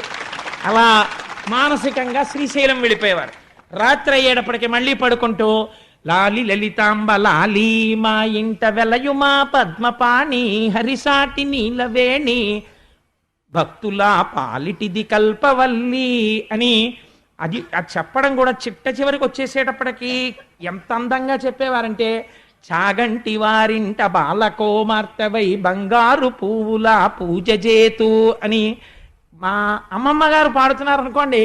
ఇవటూరి వారింట అంటే మేము చిన్నప్పుడు తెలియక అమ్మమ్మ ఇవటూరు అంటాం ఏంటి, చాగంట అనాలి మా ఇంట్లో అనేవాడిని. అంటే ఒరే మీ ఇంట్లో మీరు చాగంట అనుకోండి, మేము ఇవటూరు అంటాం అనేది మా అమ్మమ్మ. అందుకని ఎవరికి వాళ్ళు పెట్టుకుని మళ్ళీ ఆ అమ్మవారికి లాలి పాడుతుంటే ఆ లాలి వినాలని ఎంత ఉత్సాహంగా ఉండేదో, అలా వాళ్ళు పాడుతుంటే ఎంత అందంగా ఉండేవో నిజంగా. ఆ మానస పూజలు, ఆ కీర్తనలు, ఆ దర్శనాలు. సరే ఈ మాట ఎప్పుడైనా భగవంతుడు శివమహాపురాణం చెప్పించినప్పుడు అలాంటి వాటిలోకి వెళదాం. అందుకని ఇన్ని కోర్కెలు. కాబట్టి ఆ విధంగా ఆ యశోద సంతోషంగా పెరుగు చిలుకుతోంది. చిలుకుతూ ఒక పక్క నోటి వెంట భగవన్నామం పలుకుతోంది, భగవత్ కథలు పలుకుతోంది, మనస్సులో కృష్ణయ్యని తలుచుకుంటోంది. చేసేది పవిత్రమైనటువంటి దధిమథనం. వెనక పువ్వులలోంచి సువాసన వస్తోంది. చేతి గాజులు ఘల్ ఘల్ ఘల్ మని ఆ తాడు ఇటు తిరిగి లాగినప్పుడు ఈ గాజులు ఘల్, ఇటు లాగినప్పుడు ఈ గాజులు ఘల్. ఆ ఘల్లు మని కాళ్ళకి పెట్టుకున్నటువంటి అందెలు కదులుతున్నప్పుడు ఘల్లుమంటూ మొలకి పెట్టుకున్నటువంటి వడ్డాణం, అసలు ఆ వడ్డాణాలే కరువైపోయాయి. ఆ వడ్డాణాలకి గంటలు, ఆ చిరుగంటల చప్పుళ్ళు చక్కగా అలా మోగుతూ ఆవిడ దధిమధనం చేస్తుంటే ఇప్పటికీ వెంకటేశ్వర స్వామి వారు నిద్ర లేకపోతే మనం దెప్పి పొడుస్తాం. ఏం మరిచిపోయావా? యోషా గణీన వరదగ్ని విమధ్యమాని ఘోషాలయేషు దిమంతన తీవ్ర ఘోషా రోషాత్ కలిం విదధతే కకుభశ్చ కుంభా శ్రీవేంకటాచలపతే తవ సుప్రభాతం. స్వామి, ఆ రోజున నువ్వు కృష్ణ పరమాత్మగా వెళ్ళినప్పుడు పెరుగులో కవ్వం దిగేది కాదు, అంత గట్టిగా తోడుకునేది. ఆ కవ్వం తిప్పుతుంటే ఈ కవ్వానికి కుండకి దెబ్బలాటొచ్చిందా అన్నట్టుగా పెరుగు చర్ చస్ చర్ చస్ అంటుండేది. ఆ చప్పుడు వినపట్టల్లా లే అంటారు. అనేటప్పటికీ ముందు ఒకళ్ళ మాత నవ్వుకుంటుంది, యశోద కదా ఆవిడ.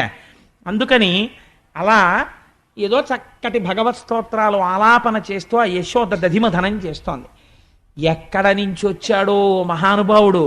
సుడియుచు గిదుకుచు వాలుచు సడికొట్టుచు అమ్మ రమ్ము చన్నిమ్మనుచున్ వెడబెడ గంతులు వైచుచు కడిసి కడవ బాలకొండు కవ్వము పట్టెన్. ఎంత ఇష్టమో నాకు ఆ పద్యాలంటే. సుడియుచు గిదుకుచు వాలుచు. మహానుభావుడు పోతన గారు ఇక్కడ దర్శనం చేసి రాసుకున్నారండి. పిల్లలు ఇంట్లోకి ఎలా వస్తారో అలా వచ్చారు.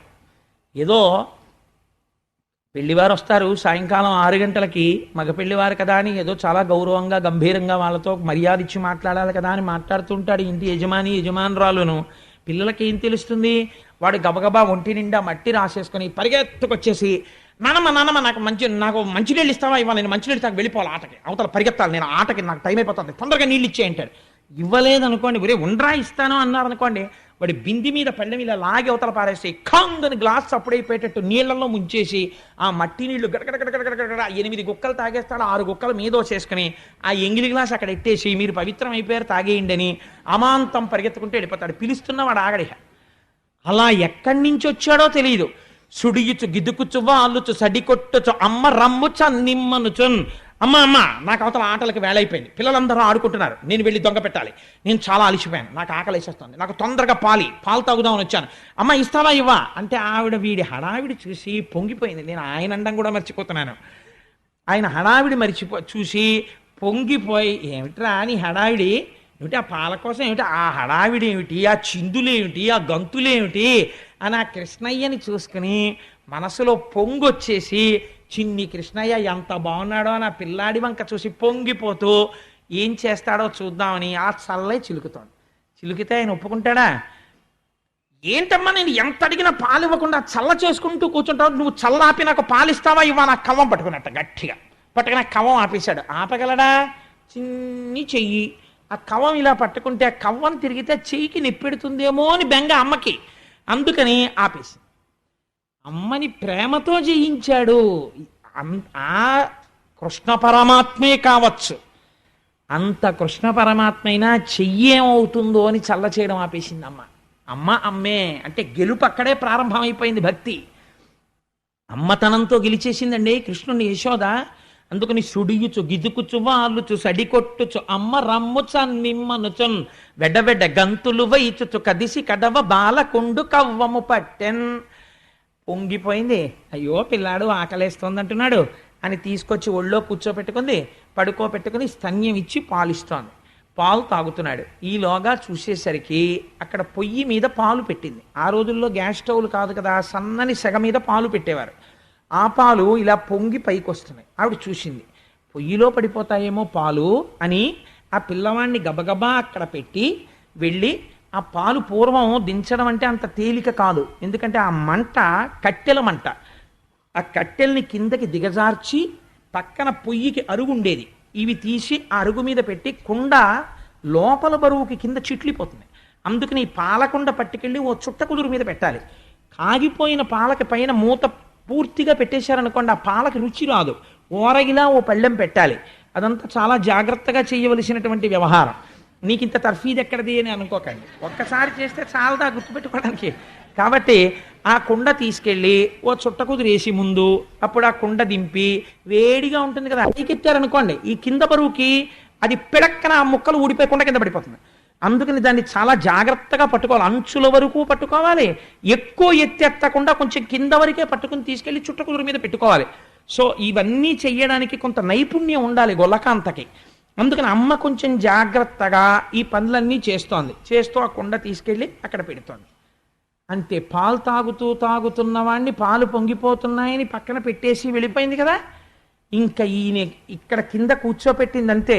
కడుపారంచను బాలు త్రావని సుతున్ కంజాక్షి పీఠమ్ముపై నిడి పొంగారెడు పాలు దించుటకునయ్యే గంగా తద్బాలుండెక్కుడు కోపంబునవాడి రాతిదది మత్కుంభంబు పోగొట్టి తెంపడరన్ కుంభములోని వెన్నదినే మిథ్యాసంకులద్భాష్పుడై. అక్కడ పక్కన ఓ పేటేసి దాని మీద పిల్లాడిని కూర్చోపెట్టి, పాపని నేల మీద కూడా కూర్చోపెట్టలేదు, ఆ పొయ్యి దగ్గరికి వెళ్ళింది. చూశాడు, ఎందుకు దింపేసింది నన్నని చూశాడు. అక్కడ పాలు పొంగుతున్నాయి. అంతే, వచ్చేసింది కోపం.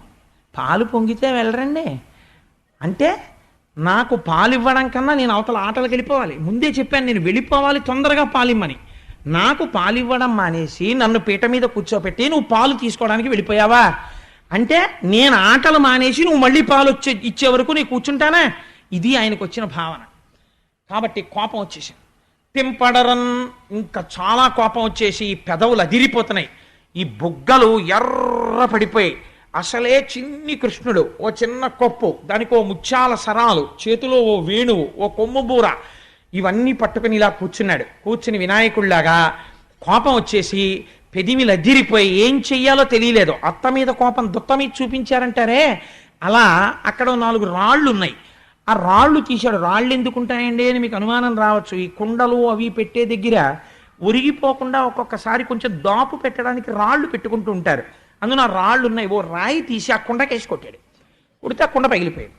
కుండ పగిలిపోయి అందులోంచి వెన్న పైకి వస్తున్నటువంటి ముద్దలు తేరినటువంటి పెరుగు ఒలికిపోయి పల్లం వేపుకి ప్రవహిస్తోంది.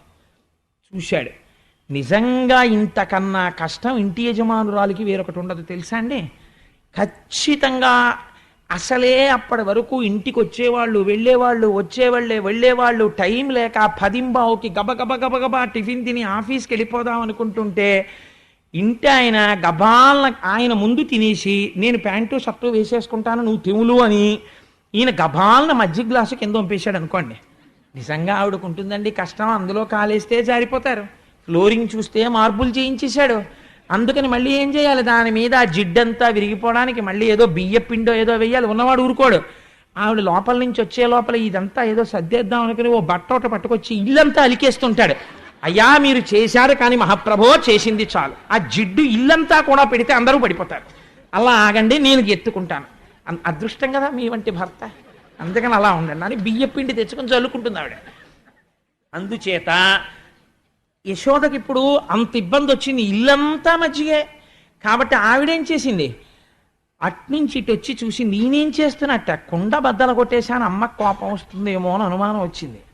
ఎందుకైనా మంచిది ఏడిస్తే ఏ గొడవ ఉండదనుకున్నాడు. కాబట్టి మిథ్యాసంకులద్భాష్పుడై, పోతన గారి పద్యాలు ఎంత గొప్పగా ఉంటాయండి. ఆ కిందకొచ్చేస్తున్నటువంటి వెన్న ముద్దలు చూశాడు, అవంటే మహా ఇష్టం. కాబట్టి ఆ వెన్న తీసుకుని నోట్లో పెట్టి తినేస్తున్నాడు, గబగబా మింగేసి నాకు పాలు ఇవ్వలేదో ఏడుస్తున్నాడు మధ్య మధ్యలో. మిథ్యాసంకులద్భాష్పుడై, ఇంకా అమ్మిటి తిరగలేదు, అనవసరం అప్పుడే ఏడుపు అనుకున్నాడు. మళ్ళీ ఇంకో ముద్ద మింగేసి ఆవిడిటి కదిలేటప్పటికీ చూస్తుందేమో అని మళ్ళీ అమ్మ నాకు పాలు ఇవ్వకుండా వెళ్ళిపోయావే అని మళ్ళీ ఏడుపు. ఆవిడ ఇంకా ఇటు తిరిగే లోపల చూశాడు, అమ్మో ఇంతవరకు వెళ్ళిపోయి ఈ మజ్జిగ వెన్న ముద్దలు ఇవన్నీ మూతికోట అంటుకుపోయింది, అది గబుక్కుని పోదు ఆ వెన్న జిడ్డు. వెన్న తినేసావు, కుండ పగల కొట్టేశావు అంటే నిన్నను చెప్పిన చార్ట్ షీట్ కరెక్ట్ అంటుంది. ఇప్పుడు అబ్జర్వేషన్లో ఉన్నాడు ఆయన, అందుకని ఇప్పుడు అది గుర్తొచ్చింది.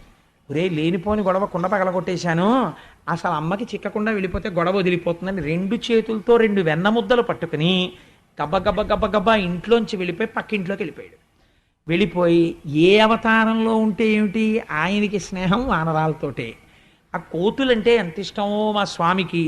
వెళ్ళి ఇంకా దంచడానికి పనికిరాని చెక్క రోలు ఒకటి ఉంది, కొయ్య రోలు, ఆ రోలు తిరగేశాడు. ఎంత తెలివితేటలో చూడండి. మళ్ళీ ఆ రోలు మీద నించుంటే అందులో కన్నంలో కాలు ఎడుతుంది. తిరగేశాడు. తిరగేసి ఆ రోలు మీద ఎక్కి నించున్నాడు. నించున్నవాడు పోని నించోవచ్చు కదా, మధ్య మధ్యలో ఓసారి అమ్మ వెనకాల వస్తుందేమో అని వెనక్కి తిరిగి చూస్తున్నాడు. నాకు పాలు ఇవ్వలేదో అని అరుస్తున్నాడు, ఏడుస్తున్నాడు. రాలేదు, అప్పుడే ఎందుకు ఏడుపు, కాసేపు ఆపుదాం అంటున్నాడు. తను తింటున్నాడు. ఆ చెట్ల మీద ఉన్న కోతుల్ని పిలిచాడు. చక్కగా అవన్నీ వచ్చి గోడెక్కి కూర్చున్నాయి ఆ పిల్ల కోతులు. వాటన్నింటికీ పెడుతున్నాడు. అవి వచ్చి కోతులన్నీ తింటున్నాయి. ఆయన ఎక్కడుంటే అవి అక్కడ ఉంటాయి. కాబట్టి ఆ కోతులన్నీ తింటున్నాయి. ఆయన హాయిగా పెడుతున్నాడు. వెనక్కి తిరిగి చూసి ఓసారి దొంగేడు పేడుస్తున్నాడు. ఆవిడ పాపం పాలు దింపింది అంతేనండి, చుట్ట కుదురు మీద పెట్టింది. వెనక్కి తిరిగి కృష్ణ అంటే వచ్చింది. ఇంకెక్కడ కృష్ణుడు? కుండ పగిలిపోయింది, మజ్జిగ వెన్న ఇవన్నీ చూసింది. ఓహో, అంటే వీళ్ళు చెప్పింది యథార్థమే, వీడు చాలా అల్లరి చేస్తున్నాడనమాట అనుకుంది ఆవిడ. అనుకుని ఎక్కడున్నాడు ఇప్పుడు గమనించాలి. ఇది ఒక ఆశ్చర్యకరమైన విషయం. కృష్ణుడు ఎక్కడుంటాడు? విశ్వం విష్ణుర్వషట్కారో భూత భవ్య భవత్ప్రభు, అంతటా ఉంటాడు. అంతటా ఉన్న పరమాత్మని ఒక చోట పట్టుకోవాలనుకుంటోంది. అనుకుని ఎక్కడున్నాడు కృష్ణుడు అని వెతకాలనుకుంది. వికచకమల్లనయ్య వేరొక ఇంటిలో వెలయరోలు తిరుగ వేసి ఎక్కి ఉట్టిలోని వెన్న నులుకుచునొక కోతి పాలు చేయుచున్న బాలుకనియే. ఓ రోలు తిరగేసి దాని మీదకెక్కి వెన్న ముద్దలు కోతుడికి పెట్టేస్తున్నటువంటి చిన్ని కృష్ణుణ్ణి చూసింది. చూసావిడ అనుకుందిట వెంటనే, లేక లేక పుట్టిన పిల్లాడు కదా అని నేను ఎప్పుడూ కొట్టడానికి చేతులాడక కొట్టకుండా నయానా భయానా చెప్పుకుంటూ వస్తున్నాను. కానీ వీడి అల్లరి ఎక్కువైపోయి వీడి అల్లరి ఇవాళ ఏ స్థాయికి వెళ్ళిపోయిందంటే నందవ్రజంలో ఉన్నటువంటి గోపకాంతలందరూ వచ్చి నాకు చెప్పుకుంటున్నారు. కాబట్టి ఏదో ఒకటి చెయ్యాలి. లాలనమున బహుదోషము లోలింప్రాపించు తాడనోపాయములన్ చాలా గుణంబులు కలుగును తాట నంబె బాలు రకును పచ్చంబరయన్. ఆవిడెంత ఆలోచన చేసిందో చూడండి. లాలనమున బహుదోషము, పిల్లవాడిని లాలించి ఒరే నాన్న ఒరే కన్నా అని బతిమాలితే వాళ్ళు మాట వినరు. అప్పుడప్పుడు 4 తగల్నిస్తే అప్పుడు దారిలోకి వస్తారు. వాళ్ళకి ఇదే పచ్చం. అజీర్ణం వచ్చేసింది అనుకోండి, ఏం చెయ్యాలి? 4 రోజుల పాటు కరివేపాకు గుండేసుకుని అన్నం తిని కూరలు పచ్చళ్ళు పెట్టడం మానేస్తే జీర్ణశక్తి అదే పెరుగుతుంది మళ్ళీ. అందుకని చెప్పి వీడికి పచ్చం పెట్టాలి. 4 దెబ్బలు కొడితే వీడి దారిలో పడతాడు.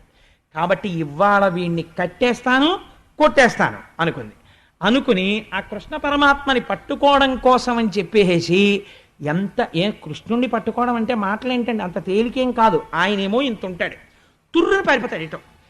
ఎప్పుడైతే ఇది జరిగిందో ఒక గోపకాంత చూసేసింది. నిన్న మనం చెప్తే నమ్మలేదు కదా, ఇవాళ వాళ్ళింట్లోనే జరిగింది.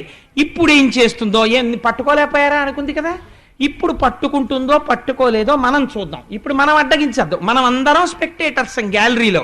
ఆవిడ క్రికెట్ ఆడుతుంది, చూద్దాం రండి అని ఒకళ్ళు ఇంకోళ్ళకి అందరూ వచ్చేసారు.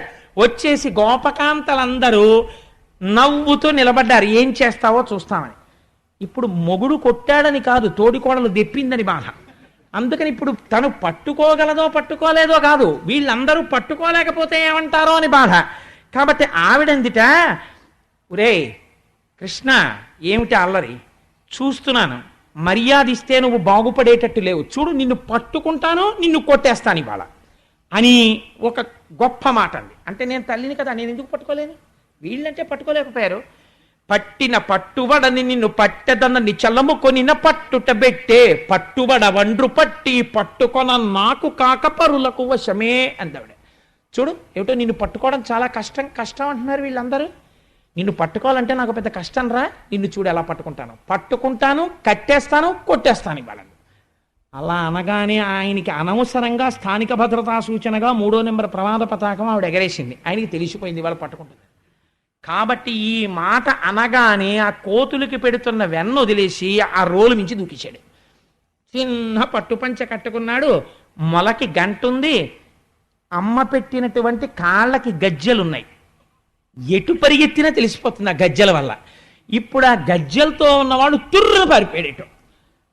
ఇప్పుడు ఆవిడ అండం అంటే అనేసింది కానీ గబుక్కుని అంత దూరం పారిపోయాడు. ఈవిడ పరిగెత్తాలి వాడి వెనకాల, అంత తేలికండి పట్టుకోవడం.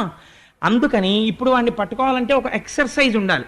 అందుకని ఆవిడ ముందు ఆ చీర తీసి ఓ దోపి ఆ పమిట కొంగు తీసి ఇలా తిప్పి అది దోపుకుని పమిట సర్దుకుని ఆ జడ తీసి ముడేసుకుని, ఇంకా పిల్లాన్ని కొట్టడానికి పట్టడానికి ఎంత అల్లరో చూడండి, పెద్ద ముడోటి వేసేసుకుని ఆ జడ ఇప్పుడు సిద్ధమై ఎక్కడున్నావురా ఏది అని ఇలా ఆవిడ వెతుకుతూ దగ్గరికి వెళ్ళింది.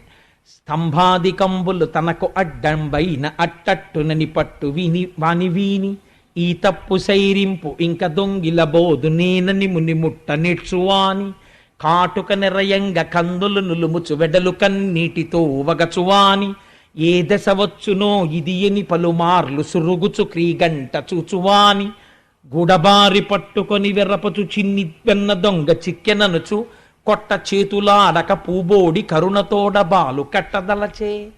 పోతనగారు అన్నారు, ఆ ఇల్లంతా స్తంభాలు. ఈయన పరిగెత్తుకుంటూ వెళ్ళిపోయి స్తంభం చాటున నక్కేవాడు. ఎందుకని? పరిగెత్తాడు అనుకోండి, కాలి మువ్వలు చప్పుడవుతాయి. అందుకని మువ్వలు చప్పుడైతే అమ్మ ఎటువైపు పరిగెడుతున్నాడో కనిపెడుతోంది. అందుకని చప్పుడు చేయకుండా మొలకో గంట ఉంది, కాళ్ళకి గజ్జెలున్నాయి. అందుకనో స్తంభం చాటున నించుని అమ్మ కొంచెం దూరంగా ఉందన్న తర్వాత ఆ స్తంభం చాట్ నుంచి ఓ ఇంత చిన్న మొహం ఒకటే బయటెట్టేవాడు.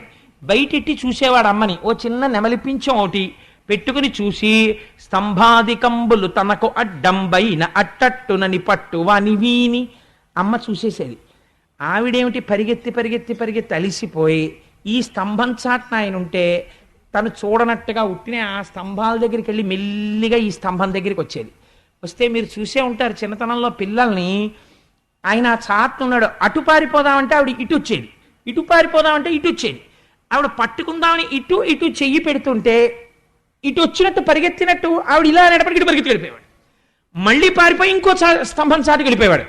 వెళ్ళిపోతే మళ్ళీ పరిగెత్తేది పాపం. ఇలా పరిగెత్తి పట్టుకుందాం అనుకుంటే అమ్మ దూరంగా వెళ్ళిపోగానే ఓ స్తంభం చాటున నక్కి, అమ్మా నేను ఇంకెప్పుడు దొంగతనం చేయనే అమ్మా, నేను ఎవరింటికి వెళ్ళనే అమ్మా, నేను వెన్న తిననే అమ్మా, నేను అల్లరి చెయ్యనే అమ్మా, నన్ను వదిలిపెట్టేవే అమ్మా. అసలు ఆవిడ పట్టుకున్నది లేదు, కట్టింది లేదు, కొట్టింది లేదు. కానీ కాటుక నిరయంగ కందులు నులుముచు వెడలు కన్నీటితో వగచువాని ఓ ఏడుపు, ఇలా కళ్ళు నిలిమేసి ఈ అరిచెయ్యి అంతా కాటికైపోయింది, ఈ బుగ్గలన్నీ కాటికైపోయాయి, కళ్ళు ఎర్ర పడిపోయాయి. ఈ లీల జరుగుతుంటేటండే 33 కోట్ల మంది దేవతలు పార్వతీ సహితుడై పరమశివుడు చతుర్ముఖ బ్రహ్మగారు ముక్కున వేలేసుకు చూశారట. ఏమిట్రా ఇది, పరమాత్మ ఏమిటి, లీలేమిటి? ఒక అజ్ఞురాలైన గోపిక వెంట పడుతుంటే ఏడుపు నటించి ఇలా ఇలా కళ్ళు నులిమేసుకుంటూ ఇలా దాక్కోవడమా? కుంతీదేవి అయితే అంది, కృష్ణ నీ భయాన్ని చూసి భయానికి భయం వేసిందండి. అంత నటించేశాడు ఆ రోజున. కాటుక నిరయంగ కందులు నులుముచు వెడలు కన్నీటితో వగచువాని ఏ దశ వచ్చునో ఇది ఎన్ని పలుమార్లు సురుగుచు క్రీగంట చూచువాని. అమ్మిటొచ్చేస్తుందో అని ఇలా చూస్తూ పరిగెడుతూనే ఉన్నాడు. ఆఖరికి చూశాట, దొరకలేదు. ఎందుకు దొరికిపోయాడో తెలుసా అండి? వడల చెమటలగ ఎనుత్తరీయముదార తురుముకున్న విరులు జారిరాల పట్టరాని తనను పట్టెదనని చింత కట్టుకున్న తల్లి కరుణ చూచి. అమ్మ ఆ పరిగెత్తి పరిగెత్తి పరిగెత్తి పరిగెత్తి అలిసిపోయింది. ఇంకా అడుగు తీసి అడుగు వేయలేకపోతోంది. ఆ వేసుకున్న ముడి ఊడిపోయింది, ఆ వేసుకున్న పమిట జారిపోతోంది, పెట్టుకున్న పువ్వులన్నీ రాలి కింద పడిపోయాయి, ఒళ్ళంతా చెమట పట్టింది, ఉక్రోషం వచ్చేస్తోంది కొడుకు దొరకట్లేదని. వెనక్కి చూస్తే వీళ్ళందరూ ఓ పక పక పక పక నవ్వులు. ఏది పట్టుకుంటా అన్నావు కదా కొడుకునని. ఇంకా అడుగు తీసి అడుగు వెయ్యలేక, నాకు దొరకట్లేదు వీడు, చూసావా వీడికి ఇంత పాలిచ్చి పెంచాను, నన్ను ఎంత అవమానం చేసేస్తున్నాడో అని అక్కసొచ్చేసి ఇంకా కళ్ళమ్మ నీళ్లు రావడమే తర్వాయి అమ్మకి. ఈ స్థితిలో పట్టరాని తనను పట్టెదనని చింత కట్టుకున్న తల్లి కరుణ చూచి. ఆయన దొరికేవాడు కాడాయన, అటువంటి వాణ్ణి దొరకాలి పట్టుకుంటానని పరిగెడుతోంది. అయ్య పిచ్చమ్మ నా కోసం ఇంత పరిగెడుతోంది, నేను దొరకకపోతే అమ్మ కదా పాపం నలుగురిలో అవమానం అయిపోతుందేమో, దొరికిపోతానమ్మకని దొరికిపోయాట. దొరికిపోతే గూడబారి పట్టుకొని గభాలన ఆ భుజం పట్టుకుంది. కడుపులో అక్కస వచ్చేసింది కదండి, కొట్టేయాలనుకుంది. కానీ ఇలా చెయ్యెత్తేటప్పటికీ ఆ కళ్ళ నిండా కాటుక, బుగ్గల నిండా కాటుక, ఏడుపు, ఇలా వంగిపోయి అని వెక్కేస్తూ అమ్మ అమ్మ అంటుంటే డొక్కలు అదిరిపోతుంటే చూసి అయ్యో పాపం పిల్లాడి ఎలా ఏడి చేస్తున్నాడని కొట్టలేక ఇంకా చెయ్యి రాక కట్టుకున్న ఆ పిల్లవాడిని కట్టేస్తానని మాత్రమే అందిట. వీడిని ఎక్కడో అక్కడ కట్టేస్తానని వాళ్ళందిట. ఎంత మభ్య పెట్టేశాడో చూడండి అని ఆ పిల్లాన్ని ఇలా చేత్తో పట్టుకుని మోకాళ్ళ మీద కూర్చుంది. నిజంగా ఇక్కడ దర్శనం చెయ్యండి, ఆ యశోద అదృష్టం. ఏమమ్మా ఇలా ఎవరికైనా దొరికాడా పరమాత్మ ప్రపంచంలో, ఏమి నీ అదృష్టం అని చూస్తున్నారు దేవతలందరూ. ఆవిడ మోకాళ్ళ మీద కూర్చుని పౌర సన్మానం చేసినంత సంతోషపడిపోతుంది. ఎందుకని? వీళ్ళెవ్వరికీ దొరకని వాడు తనకి దొరికాడు, పట్టుకుంది వాళ్ళ. ఇది ఆవిడ సంతోషం. తల్లి పిల్లల మీద చాలా కోపం వచ్చేసింది అనుకోండి, అమ్మకి గట్టిగా తిట్టడం కూడా రాదు అసలు. అందుకే అమ్మ తిట్లు తాటాకుమంట, అయ్యగారి తిట్లు కాల్చిన ఊచ అలా ఉంటుంది. అమ్మ తిట్లు ఎంత తాటాకుమంటలా ఉంటాయంటే ఓ అరగంట తిడుతుంది. ఎందుకు తిడుతుందో తెలియదు. 8:30 అయిపోతుంది, 8 నుంచి 8:30 వరకు తిడుతుంది ఆ పిల్లని. 8:30కి ఆ పిల్ల వచ్చి అంటుంది, అమ్మ వంకాయ కూర చాలా బాగుండేవి, క్యారేజ్లో ఇంకొంచెం వేయి, మా ఫ్రెండ్స్ కూడా తింటాను. 2 గిన్నెల్లో పెట్టానులే అందరికీ అంటుంది. ఎందుకు ఆ తిట్లు? అమ్మ తిట్లు అంతే. ఆ తిట్లలో కూడా గట్టిగా తిట్టలేదు, తిట్టలేక తన మీద ఉక్రోషం పెట్టేసుకుంటారు. నేను చాలా చోట్ల చూశాను ఇలాంటి సందర్భాలు. పోతన గారు ఎంత దర్శనం చేశారో చూడండి ఆంధ్రీకరించడంలో. ఆ కృష్ణుణ్ణి పట్టుకుని, వీరెవ్వరు శ్రీకృష్ణులు కారా, ఎన్నడును మన్ను తినరట, చోరత్వంబించుకయును నేరరట, ధరిత్రినిట్టి నియతులు కలరే. అబ్బాయి అంత అదృష్టం రా నాన్న. పాపం ఏంటండి ఇలా దొరికిపోయారు, ఏడుస్తున్నారేంటండి? పాపం మీరు శ్రీకృష్ణులు కారేమోయే, ఇలా దొరికిపోయారేమిటో నాకు. పాపం పిచ్చివారు, మీరు ఎప్పుడు వెన్న తినలేదు, నెయ్యి తినలేదు, మీ అమ్మ పెడితే కదూ అదే తింటుంది కడుపుకు అంతాను, అన్నీ తీసుకెళ్ళి ఉట్టి మీద దాచుకుంది, నీకు ఎప్పుడన్నా పెడితే కదూ. అమ్మకి కోపం వచ్చేసింది అనుకోండి పిల్లల మీద, ఇలాగే ఉంటాయి ఆ దెప్పులన్నీ, చిత్రంగా ఉంటాయి. అవును పాప, ఎవరింటికైనా వెళ్ళి అదేంటి ఎంత బాగుంటుంది, ఎంత బాగుందో ఆంటీ మీరు వండిన కూర, మా అమ్మకి ఇలా వండడం రాదు అందనుకోండి, అమ్మకి కడుపులో అక్కసు వచ్చేస్తుంది. వచ్చేసి మర్నాడు మంచి కూర వండేసి పెట్టి, అమ్మ కూర చాలా బాగుందమ్మా అన్న తర్వాత కూతురునో మాట అంటుంది. పాపమే, మీ అమ్మకి వంట వస్తే కదూ, గాలికి పుట్టి ధూళికి పెరిగారు మీరు, ఏదో పాపం సర్దుకున్నారు. వాళ్ళు వీళ్ళు వండినట్టు నేను ఎక్కడ వండుతాను లేవే, ఇవ్వాలంటే ఏదో కుదిరింది కానీ. అంటే ఎక్కడిది? నిన్న రాత్రిది. ఎంత తాపత్రయమో తను వండింది పిల్లలు సంతోషంగా తినాలని. కాబట్టి చూడండి, ఆ అమాయకత్వం నిందించడంలో కూడా, తిట్టడంలో కూడా ప్రేమే. వీరెవ్వరు శ్రీకృష్ణులు ఇవన్నీ ఏవి మనను ఉద్దేశించినవి కావు. వీరెవ్వరు శ్రీకృష్ణులు కారా, ఏం నువ్వు కృష్ణ ఏమిటో పాపం, నువ్వు కృష్ణుడివి కావే, చోరత్వం బించుకయ్యను నేరరట. పాపం నీకు దొంగతనం తెలియదుటే, నువ్వెప్పుడు వెన్న తినలేదే, నువ్వెప్పుడు నెయ్యి తినలేదే. పాపం మహానుభావుడు, ఎంత అదృష్టం రా నాకు నీలాంటి కొడుకు పుట్టాడు. అంటే కడుపులో మంట. ఈ ధోరణి ఎక్కడికి పోతుందో తెలుసా అండి? మెల్లిగాను క్రమక్రమంగా ఆయన మీదకి వెళ్ళిపోతుంది. వసుదేవ మహానుభావుడు నందుడి మీదకి. ఎందుకని? కొడుకు మీద కోపం ఎక్కడికెడుతుందంటే, నా అదృష్టం రా నాయన ఎంత పూజలు చేశానో, అలాంటి మహానుభావుడు ఏది అక్కర్లేదు. ఇంట్లో ఉంటే పుస్తకాలు, వీధిలోకి వెడితే ఉపన్యాసాలు, వేలపట్నం వచ్చి చక్కగా తిని వెళ్ళిపోతారు.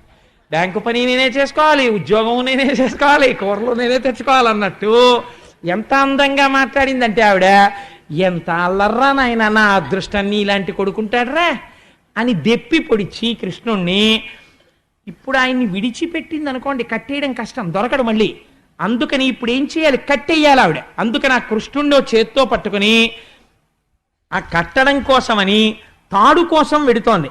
వెళ్ళేటప్పుట ఆవిడ తజ్జనని లోగిటెంగల రజ్జు పరంపరల శిశువు కట్టన్ ఆ బొజ్జ తిరిగి రాదయ్య జగజ్జాలములున్న బొజ్జ కట్టంతరమే. నేను వేరొకరి ఇంటి మీద పెడితే బాగుండదు, అందుకని కొన్ని మా ఇంటి మీదకి వెళ్ళేటట్టు ఉంటాయి చెప్పేవి. అది మీరు దానిలో ఉన్నటువంటి ఆ మర్యాద గుర్తించాలంతే. అందుకని ఆ కృష్ణుణ్ణి ఒక చేత్తో పట్టుకుని తీసుకెడుతోంది. రజ్జు పరంపరలా ఆ కవ్వానికి ఇంతకు ముందు కట్టి తిప్పినటువంటి తాళ్ళున్నాయి, ఆ తాళ్ళు నలిగిపోయినవి ఒక పక్కన పడేస్తారు, అవి ఇంకెందుకు పనికిరావు. ఆ తాడు తీస్తోంది, బొజ్జ చుట్టూ తిప్పుతోంది, తిప్పితే 2 అంగుళాలు తక్కువ వస్తోంది. అలా వదిలేసింది అనుకోండి పిల్లాన్ని, వదిలేసి ఇంకో తాడు ముడేసింది అనుకోండి, ఇలాగా ముడేస్తే వెళ్ళిపోతాడు, మళ్ళీ దొరకడం. అందుకని పిల్లాన్ని అలాగే పట్టుకుని ఒక చేత్తో 2 తాళ్ళు ముడేయాలంటే ఎంత కష్టం మీరు ఆలోచించండి. ఒక్క చేత్తో 2 తాళ్ళు ముడేయండి, చాలా కష్టం. ఒక చేత్తో ఈయన్ని పట్టుకోవాలి, ఒక చేత్తో తాళ్ళు అలాగే పట్టుకుని ఈ చేత్తో ఇలా 2 కలిపి ముడేస్తూ ఉండాలి. ఇవన్నీ దేనికి? ఆయన్ని కట్టేయడానికి. ఆయనేమో అమ్మ నేను ఎక్కడికి వెళ్ళనే, అమ్మా నన్ను వదిలేవేమ్మా, నన్ను వదిలేవేమ్మా అని ఇలా తోసేస్తూనే ఉన్నాడు. చెయ్య అంటూ ఉండాలి, తాళ్ళు తెస్తూ ఉండాలి. మూడేస్తోంది, బొజ్జటిట్టు తిప్పుతోంది, మళ్ళీ 2 అంగుళాలు తక్కువ వస్తోంది. ఏమిట్రా ఇన్ని తాళ్ళు కట్టినా 2 అంగుళాలే తక్కువ వస్తోంది అన్న విషయం ఆవిడ మర్చిపోయింది. మరిచిపోయి తాడు తెస్తోంది, మూడేస్తోంది, తిప్పుతోంది, 2 అంగుళాలు తక్కువ వస్తోంది, మళ్ళీ తాడు తెస్తోంది, మూడేస్తోంది, తిప్పుతోంది, 2 అంగుళాలు తక్కువ వస్తోంది. ఇలా తిరగగా తిరగగా తిరగగా పోతన గారు అన్నారు, చిక్కడు సిరికౌగిటిలో చిక్కడు సనకాది యోగి చిత్తాబ్జములన్ చిక్కడు శృతిలతి కావళి చిక్కెనతడు లీల తల్లి చేతన్రోలన్. ఆఖరికి ఆయన ఇటువంటి వాడు. చిక్కడు సిరి కౌగిటిలో లక్ష్మీదేవి అంతటిది కౌగిలించుకుందాం అనుకుంటే లక్ష్మీదేవి కౌగిలికి దొరకనివాడు. చిక్కడు సిరి కౌగిటిలో చిక్కడు సనకాది యోగి చిత్తాబ్జములన్ సనక సనందనాది మహర్షుల యొక్క మనస్సులకి చిక్కనివాడు. చిక్కడు శృతిలతి కావళి వేదమంత్రములకు దొరకనివాడు. అటువంటి వాడు చిక్కెనతడు లీల తల్లి చేతన్ రోలన్, అమ్మ చేతికి చిక్కి రోటికి కట్టబడినాడు. అమ్మ కడుపు ఇలా తిప్పి ముడేసేసింది, ఇలా తిప్పి రోటికేసి కట్టేసింది.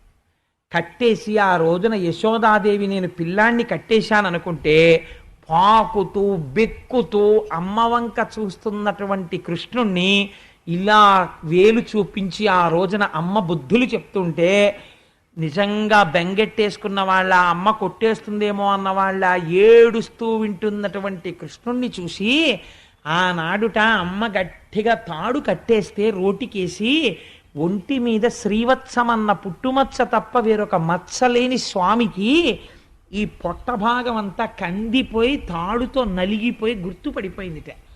స్వామి, ఏ మచ్చలేనటువంటి నువ్వు మాలోకంలో అవతరించి మమ్మల్ని ఉద్ధరించాలనుకుంటే తెలియక అమ్మ నిన్ను కట్టేస్తే ఆ చిన్ని బొజ్జ ఎంత నలిగిపోయిందో, ఆ రోజున ఆ నడువెంత నలిగిపోయిందో. మహానుభావుడివి పీతాంబరం కట్టుకుని మొలనూలు పెట్టుకుని గంటలు మోగుతుండగా నడిచొస్తావు. ఎవరు ఆ నాభి ప్రదేశాన్ని, ఆ కడుపుని ముట్టుకోగలిగినటువంటి అదృష్టం ఎవరికి ఉంటుంది? అటువంటి కడుపుకి అమ్మ తాడు కట్టేసిందా? ఒరుసుకుపోయి నలిగిపోయిందా? నలిగిపోయి మచ్చ పడిపోయిందా? దామోదర అని పేరు వచ్చిందా నీకు? స్వామి, ఎంత మహానుభావ, ఎంత సౌజన్యమూర్తివి, ఎంత కారుణ్యమూర్తివి అని కృష్ణ భగవానుని యొక్క కారుణ్యాన్ని మనసులో స్మరించి 6 నెలలు స్పృహ తప్పిపోయారట కొంతమంది ఈ లీల విని. భగవంతుడి యొక్క కారుణ్యానికి, వాత్సల్యానికి. ఈ 2 అంగుళములు తక్కువ అవడం అంటే ఏమిటో తెలుసా అండి? భగవంతుని పూజ చేసేటప్పుడు ఎందుకు పూజ చేస్తున్నావు నువ్వు మర్చిపోవాలి. నీ ఇంట్లో అన్నిటికన్నా నీకు ప్రేమపాత్రము ఏది కావాలంటే నీ పూజా మందిరము ప్రేమపాత్రము కావాలి. అయ్యో, నా స్వామికి ఇది చెయ్యకుండా నేను ఎలా ఉండగలను అన్న భావన నీకు బాగా పెరగాలి లోపల. అయ్యో, లేచి ఈశ్వరారాధన చేయకుండా ఎలా ఉండగలను అని. మానస పూజ చేసినా కూడా అయ్యో నేను ఇవాళ స్వామిని ఒక్కసారి దర్శనం చేయలేకపోయానే అని, అయ్యో ఇవాళ నేను గుడికి వెళ్ళలేకపోయానే, ఇవాళ నేను ఒక్క పద్యం చదవలేదే, ఇవాళ నేను ఒక్క మంచి మాట వినలేకపోయానే, ఇవాళ నా జీవితం నిరర్థకంగా సాగిపోయిందే అని బెంగ పెట్టుకోగలిగితే ఆనాడు నువ్వు చేసినటువంటి పూజకి కోరికుండదు. ఈ ప్రయోజనమునకు చేస్తున్నావు, నేను చేస్తున్నాను, ఈ 2 మర్చిపోతారు పూజలో. అది విచిత్రం తెలుసా అండి? మీరు ఒక పూజ చేసేటప్పుడు నిజంగా రమించిపోయినటువంటి స్థితి ఎక్కడికి వెళ్ళిపోతుందో తెలుసా? మీరు పూజ చేస్తున్నారు అన్న భావన మర్చిపోతారు, పూజ ఎందుకు చేస్తున్నారన్న భావన మర్చిపోతారు. ఏదో ధర్మార్థ కామమోక్ష చతుర్విధ పురుషార్థ ఫలసిద్ధ్యర్థం అని పూజ మొదలు పెడతారు. పూజ మొదలుపెట్టి నిజంగా మీరు పూజ చేస్తున్నారనుకోండి, మీరు పూజ చేస్తుంటే మీరు అమ్మవారికి ఇలా పువ్వులు వేస్తూ అథాంగ పూజ చేస్తాం కదండి. అమ్మవారికి అయితే కేశాది పాదాది పర్యంతం చేస్తాం. అమ్మవారి పూజ చేసేటప్పుడు ఇదే శంకర భగవత్పాదులు సౌందర్యలహరిలో అడుగుతారు. మీరు అమ్మవారికి పైనుంచి కిందకి పువ్వులు వేసుకుంటూ వస్తున్నారనుకోండి, మీరు అమ్మవారి ముక్కు దగ్గరికి వచ్చేటప్పటికి నాసికాం పూజయామి అని ఒక పువ్వు విసిరేస్తాం. అసలు నిజంగా అథాంగ పూజ అంటే ఎలా చేయాలో తెలుసా అండి? మీరు పద్మాసనం వేసుకుని ఇలా కూర్చుంటే స్వామివారిని పూజ చేస్తున్నారనుకోండి, ఇవాళ శివరాత్రి కాబట్టి ఒక శంకరుడు అని మీరు అనుకున్నారనుకోండి, స్వామివారి పాదములు, తెల్లటి పాదములు, ఆ పాదములకున్న మంజీరములు, ఆ పాదముల మీద పడినటువంటి పువ్వు, స్వామివారు ఎప్పుడు ఎక్కువగా పద్మాసనం వేసుకొని కూర్చుని తనలో తాను రమించిపోతూ ఉంటాడు కాబట్టి మీరు ఆయన పాదాల పక్కన గుల్భౌ పూజయామి అని పక్కన ఇలా ముట్టుకుని చూస్తే గరుకెక్కిపోయినటువంటి ఆ చిన్ని చిన్ని పిక్కలు, ఆయన కాళ్ళు, ఆ మోకాళ్ళ మీద వెంట్రుకలు, తెల్లటి ఆయన కాళ్ళు, వాటి మీద పడినటువంటి ఎర్రటి పువ్వు కింద పడుతుంటే ఆయన తొడలు, ఆయన కడుపు, ఆయన నాభి, ఆయన గుండెలు, ఆయన కంఠం, ఆయన గడ్డం, ఆయన నోరు, ఆయన పెదవి, ఆయన ముక్కు, ఆయన నేత్రములు, ఆయన లలాటం, ఆయన శిరస్సు, ఆయన చెవులు, మీరు దర్శనం చేస్తూ నేత్రే పూజయామి, కర్ణౌ పూజయామి, లలాటం పూజయామి, శిర పూజయామి అని మీరు ఇలా వంగితే పూజకి అందం ఎక్కడో తెలుసా అండి?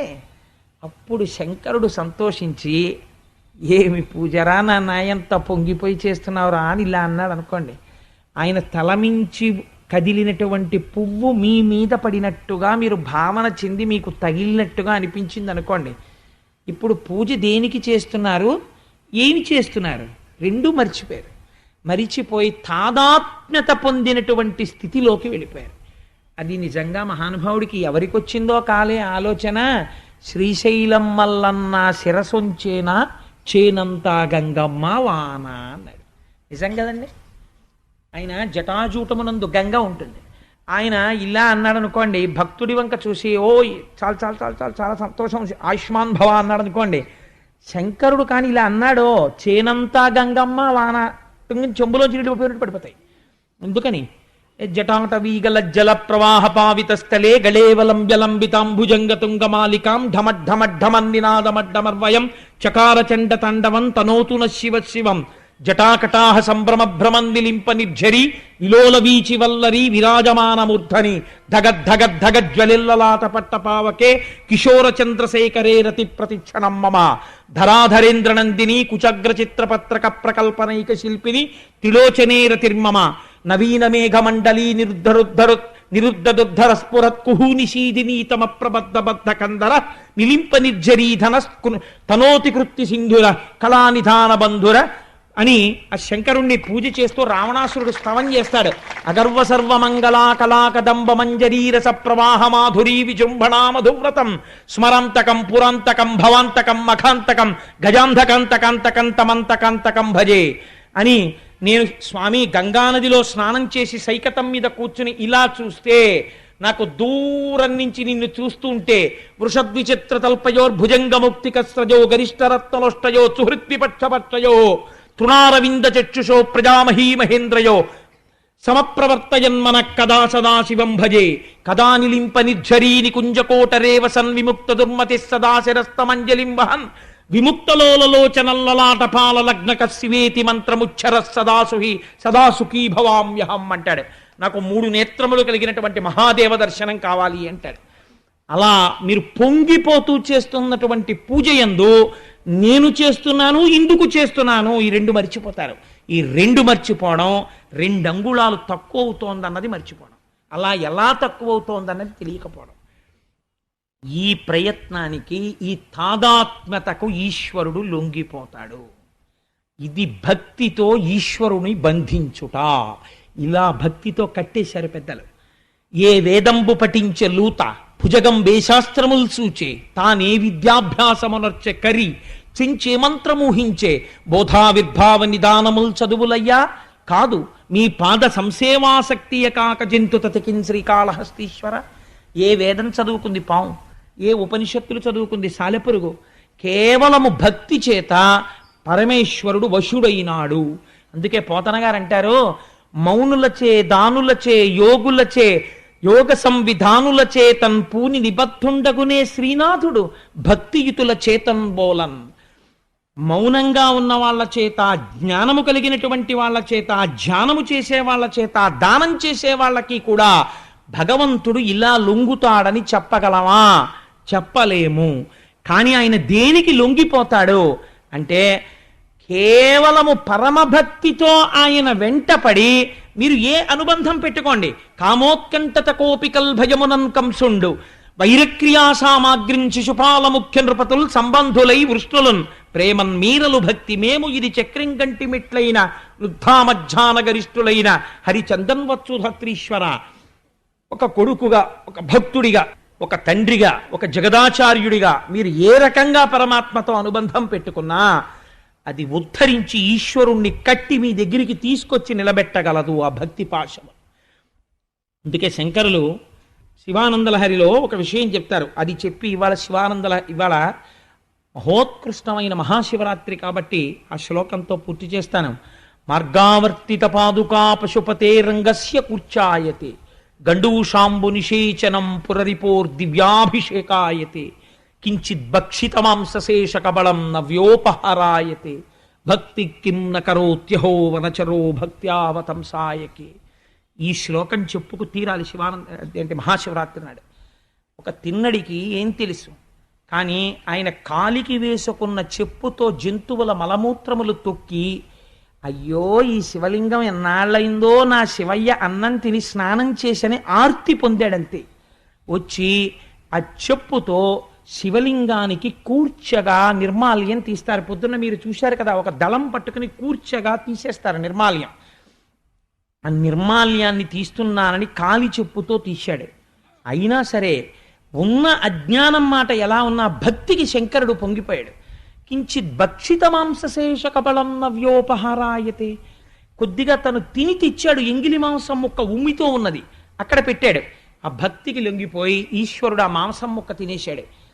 ఏ మంత్రము లేకుండా నీళ్లు తీసుకొచ్చి శివలింగం మీద పోసేశాడు. పోసేస్తే అది అభిషేకం కింద మారిపోయింది.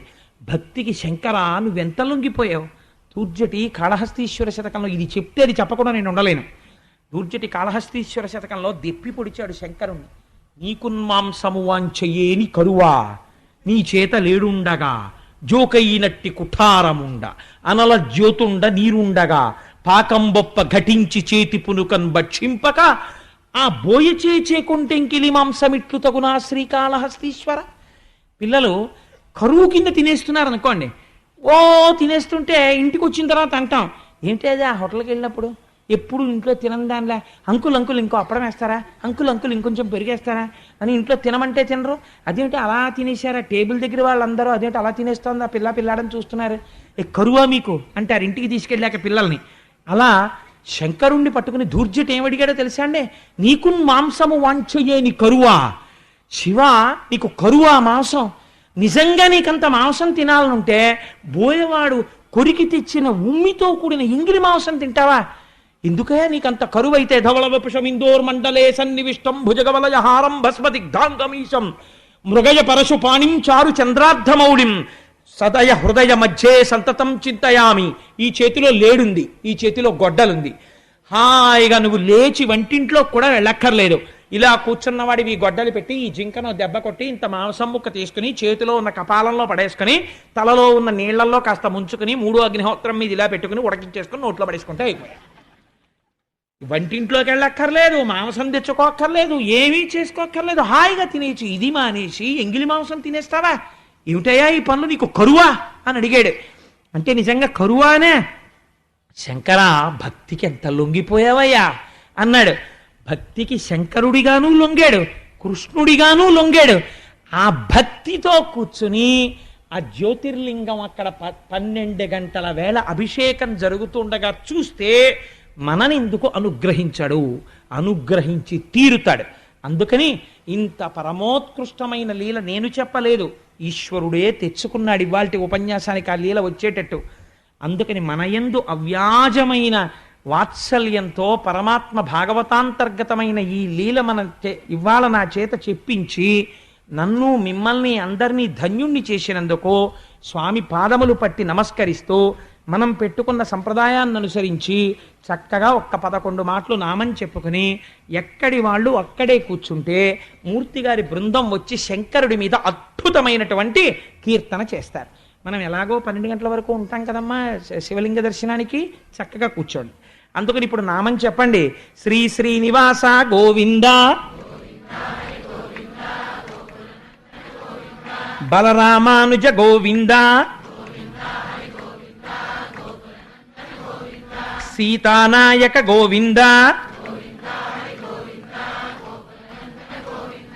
ధరణీనాయక గోవింద, బ్రహ్మాండ రూప గోవింద, నిత్య కళ్యాణ గోవింద అభిషేక ప్రియ గోవింద